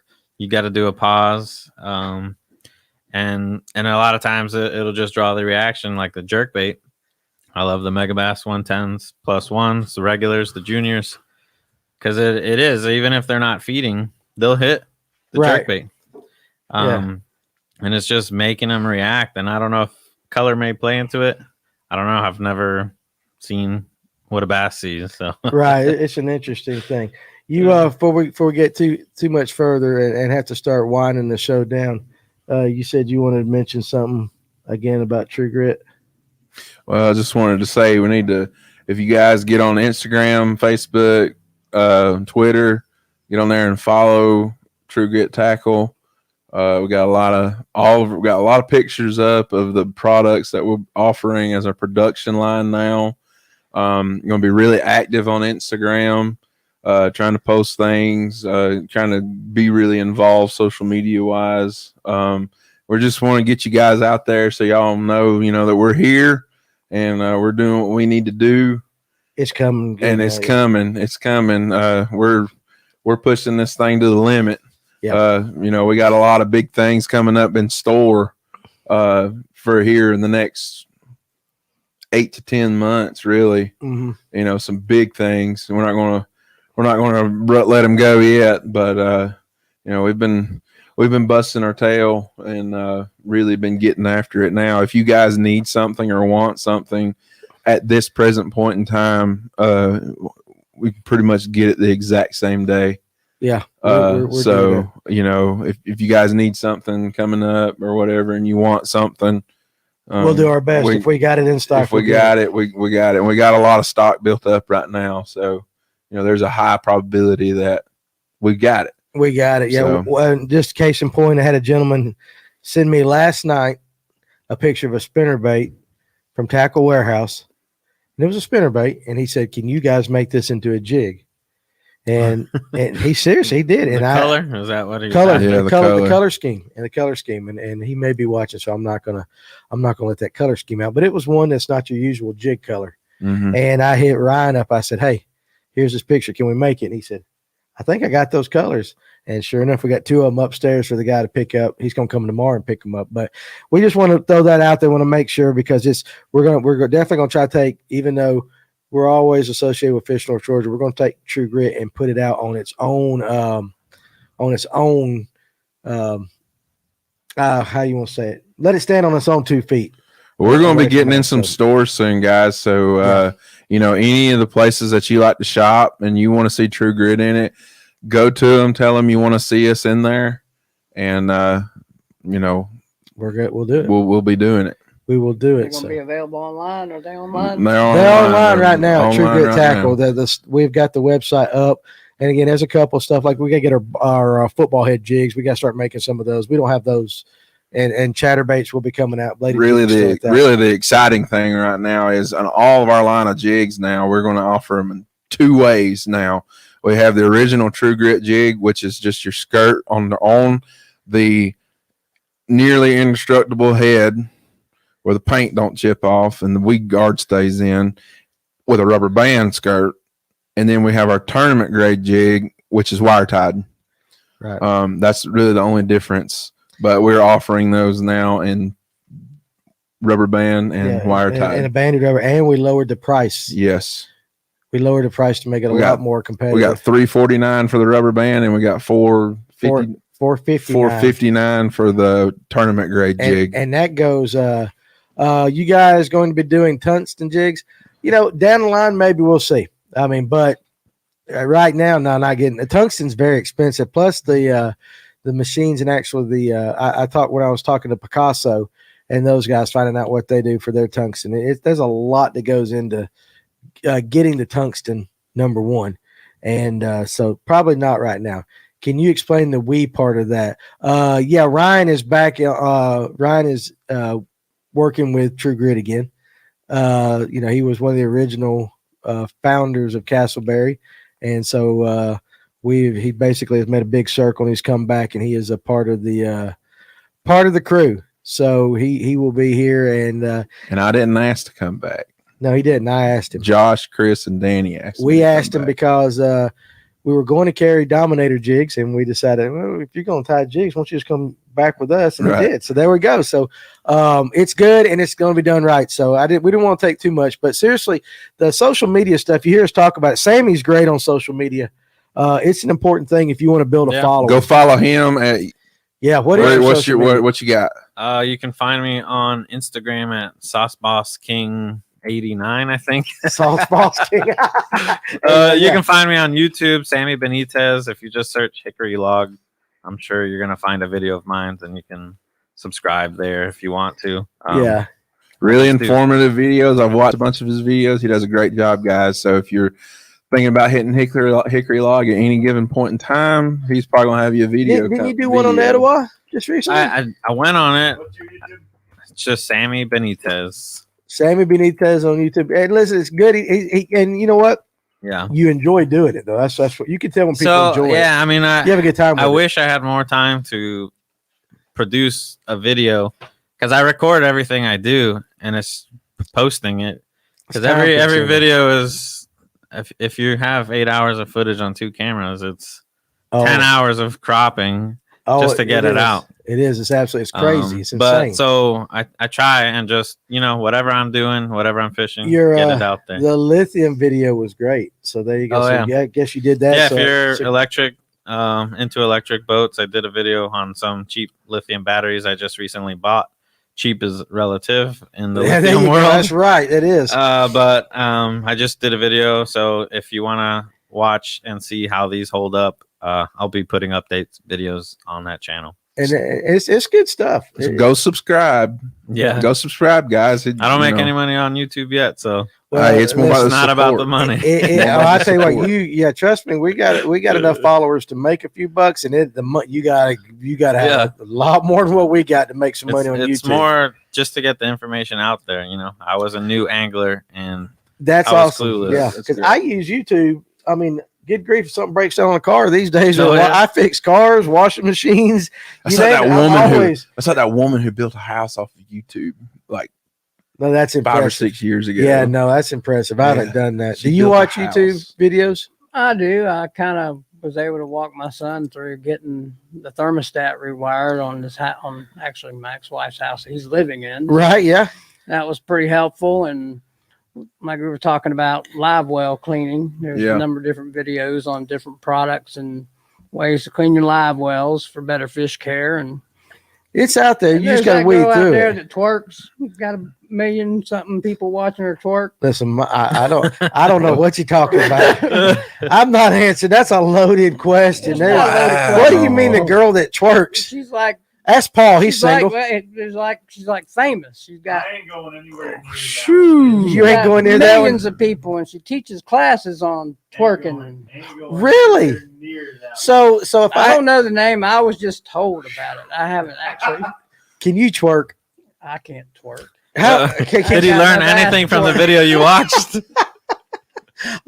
So if you show up to the Fish North Georgia store and the door is locked, but it's business hours, we're here. I'm watching Danny is videos. watching twerking. No, Danny ain't. Hold on a minute, be back. I'll be here in a minute. I'm like a weeble wobble, man. I could not do none of it. You remember a weeble wobble? Was that- Weeble wobbles, but they won't fall but down. they won't fall down, man. Yeah, so I'm like, I mean, no. it's a crying shame that somebody could become a millionaire, shaking their Well, rear ends around. well, but there's two ways to You look can at do this. it too. Listen, there's two ways to look at that. It might be a crying shame, or it might just be genius. That's horrible. she's a genius. I mean, I'd love to get paid just to shake my butt on a camera, but it ain't gonna You happen. remember You Road might Trip? be on certain sites. You might get away with it. Not on any of my friends. You remember the movie Road Trip? Yes. You remember that? I see you, girl. Shaking Yes. that ass. We're not gonna go down that either. So, but again, guy, we appreciate you letting us talk about the True Grit. Definitely go give us a follow, and a lot of stuff coming up. We're gonna start hitting the show circuit and stuff like that too. Yeah. One of these days. So, Yep. Coming soon. coming soon. We've got plans and all that. So, all right. So, Sammy, we got a few minutes left. Hickory Log next month. In your experience, how are we going to see it change real quick? I'm gonna start fishing deeper. The thermocline's already starting to form right around 25 foot. Yeah. So I'm gonna be working. I'll say ledges or mainly points, focusing on probably 15 to 25 feet. Spinnerbait, deep cranks. Right. I'll throw a square bill early in the morning, top water early in the morning, and I'll start main lake and work in the backs of the creeks, and then just come right back out. That's how I That's work. about it. Hickory So Log. you're just going to start transitioning to the deep from the top water. To Yeah. you'll still throw top water early, maybe, and then just go to the deep. Stuff Definitely like that. keep top water early, and if you're going midday, structure, cover, and 15 to 25 feet. Yeah. Pork taco. Wife don't like me watch it. I don't know what Dar Sizzle is. Sizzle. She can fish, but we all know how she made it big. Just that statement that leads me to know. I ain't looking her up. I don't want none of that on my computer. My wife might check me. Go incognito. No, I'm not going incognito. Nothing. He I gotta said go. that with such conviction. I He did. said, I don't want serious anything about on my phone, on my computer, Lord. nothing. You ain't Trouble. Oh, no. Happy wife, happy life. Happy wife, happy life. And listen, it's hard enough just the pictures that get posted on the regular on Facebook pages every once in a while. I'm like, oh man. So all right, what about you? The question is next, what's your plans next month? You got some BFLs coming up? tournaments? June 12th, I believe we got a BFL on Clark Hill. Okay, And spot man. Oh. Going there. You ought to be going in there New, with new world your, record. who has the record right there? Oh, look, Miss Melton. She doesn't have any clothes on. So he said the wife don't like me watching her, and she answered why. Well, I understand. Really, she can slay the fish. Dar Sizzle. Dar Sizzle. Dar Sizzle. So he I have to rewatch for that. rewatch that. So you got a BFL coming up. We're at Clark Hill. Clark Hill. Okay, awesome, like that. And then again, I know what you're going to be doing. We're going to be working. We'll be working. We're going to be working. We're going to be getting this stuff up. And again, I got Claremont Club Sunday out of Bayless Creek, 6 to 2. Right. Gonna love it. Gonna love every it. second of it. Be rough. Yeah, it's gonna be rough. And then starting East Hall Bass Club starts over. We got our meeting the second Thursday at Bowling Mill. So if you want to join, Big Lake guys, come out there, come to the meeting to get in. Gotcha. And then second Saturday of every month will be East Hall. Okay, I got you. I see them comments, guys. I see what they're going on with. We got When you first said Claremont Club, I had some questions. Claremont Club. Yeah, what Claremont Club? You don't remember that one? Claremont Club. Yeah. All I'm gonna say is I heard it was a place of that is basically where Dar secret, Sizzles and them hang out like that. So. That is a secret place. Where old strippers go to die, I believe. right. Is that it? Is that the final? Is that where they end up? That's the top of Gainesville. Never been to any of those fine establishments, but if you own them and you're watching, hey, Sell us some baits and some nuts. that's right. So we're gonna do that. Yeah, So I'm getting a little bit out of hand here. But before we go, Yep. I fished with Dalton and I got paired up together, and congratulate him again. He's an impressive young guy, and enjoyed having him in the boat. And I can't remember if he got a check or not, but like I told you earlier, there's been more checks cashed out of the back of my boat than in the front. So that's all right though. That's still a good teacher. But I was pretty impressed with him and wish him all the best. Yep, that's Dalton Tankersley. We talked about him earlier today. Third place finish on Eufaula. Guys, again, plug your business. Steve. Plug your business. Well, we got Sugar Hill nuts, cinnamon roasted almonds, pecans, and cashews. Will be outside the Bass Pro Shop in Lawrenceville and in Macon, Georgia this weekend. As usual, Pendergrass Flea Market. I'll be up there. Come by, say hey, buy some nuts. We got them. Or come up here. We got them up here. Got Sugar Hill baits. There we go. Got my underspins. Got my shaky heads. Got new fin clips. That's right. I'll have them. I'll have the fin clips on the site tomorrow. And again, a lot of good underspins out there. But I tell everybody this, and this is honest to God's truth. As my witness, the best underspin that I've thrown. Not even close. Well, if I gave you some of the names of some of the local guys that are using them and winning them, they'd probably sell a lot better, but I'm going to kind of keep that. I understand. Yeah, I understand. If they want to, at some point. There's a lot of quality underspins. Beans, yeah. But, I got you. So I get a lot of satisfaction out of knowing that people are successful with what I kind of have a part in. Very good. Very good. So, all right, guys. So anyway, again, go check us out, truegrittackle.com, truegrittacklecompany.com, and, of course, Fish North Georgia. And, again, remember, for the TEC, make sure you get your weights in. It's on the Fish North Georgia group page. Make sure you get your weights in and do a big fish. I'm going to be giving away that rod. Announce the winner sometime Saturday evening after I get the information back. Again, to all the TEC qualified anglers, every single one of you, best wishes. And again, like I said, I just want to make sure you all got recognized. So go out there and y'all kick some butt, represent the electric only world well.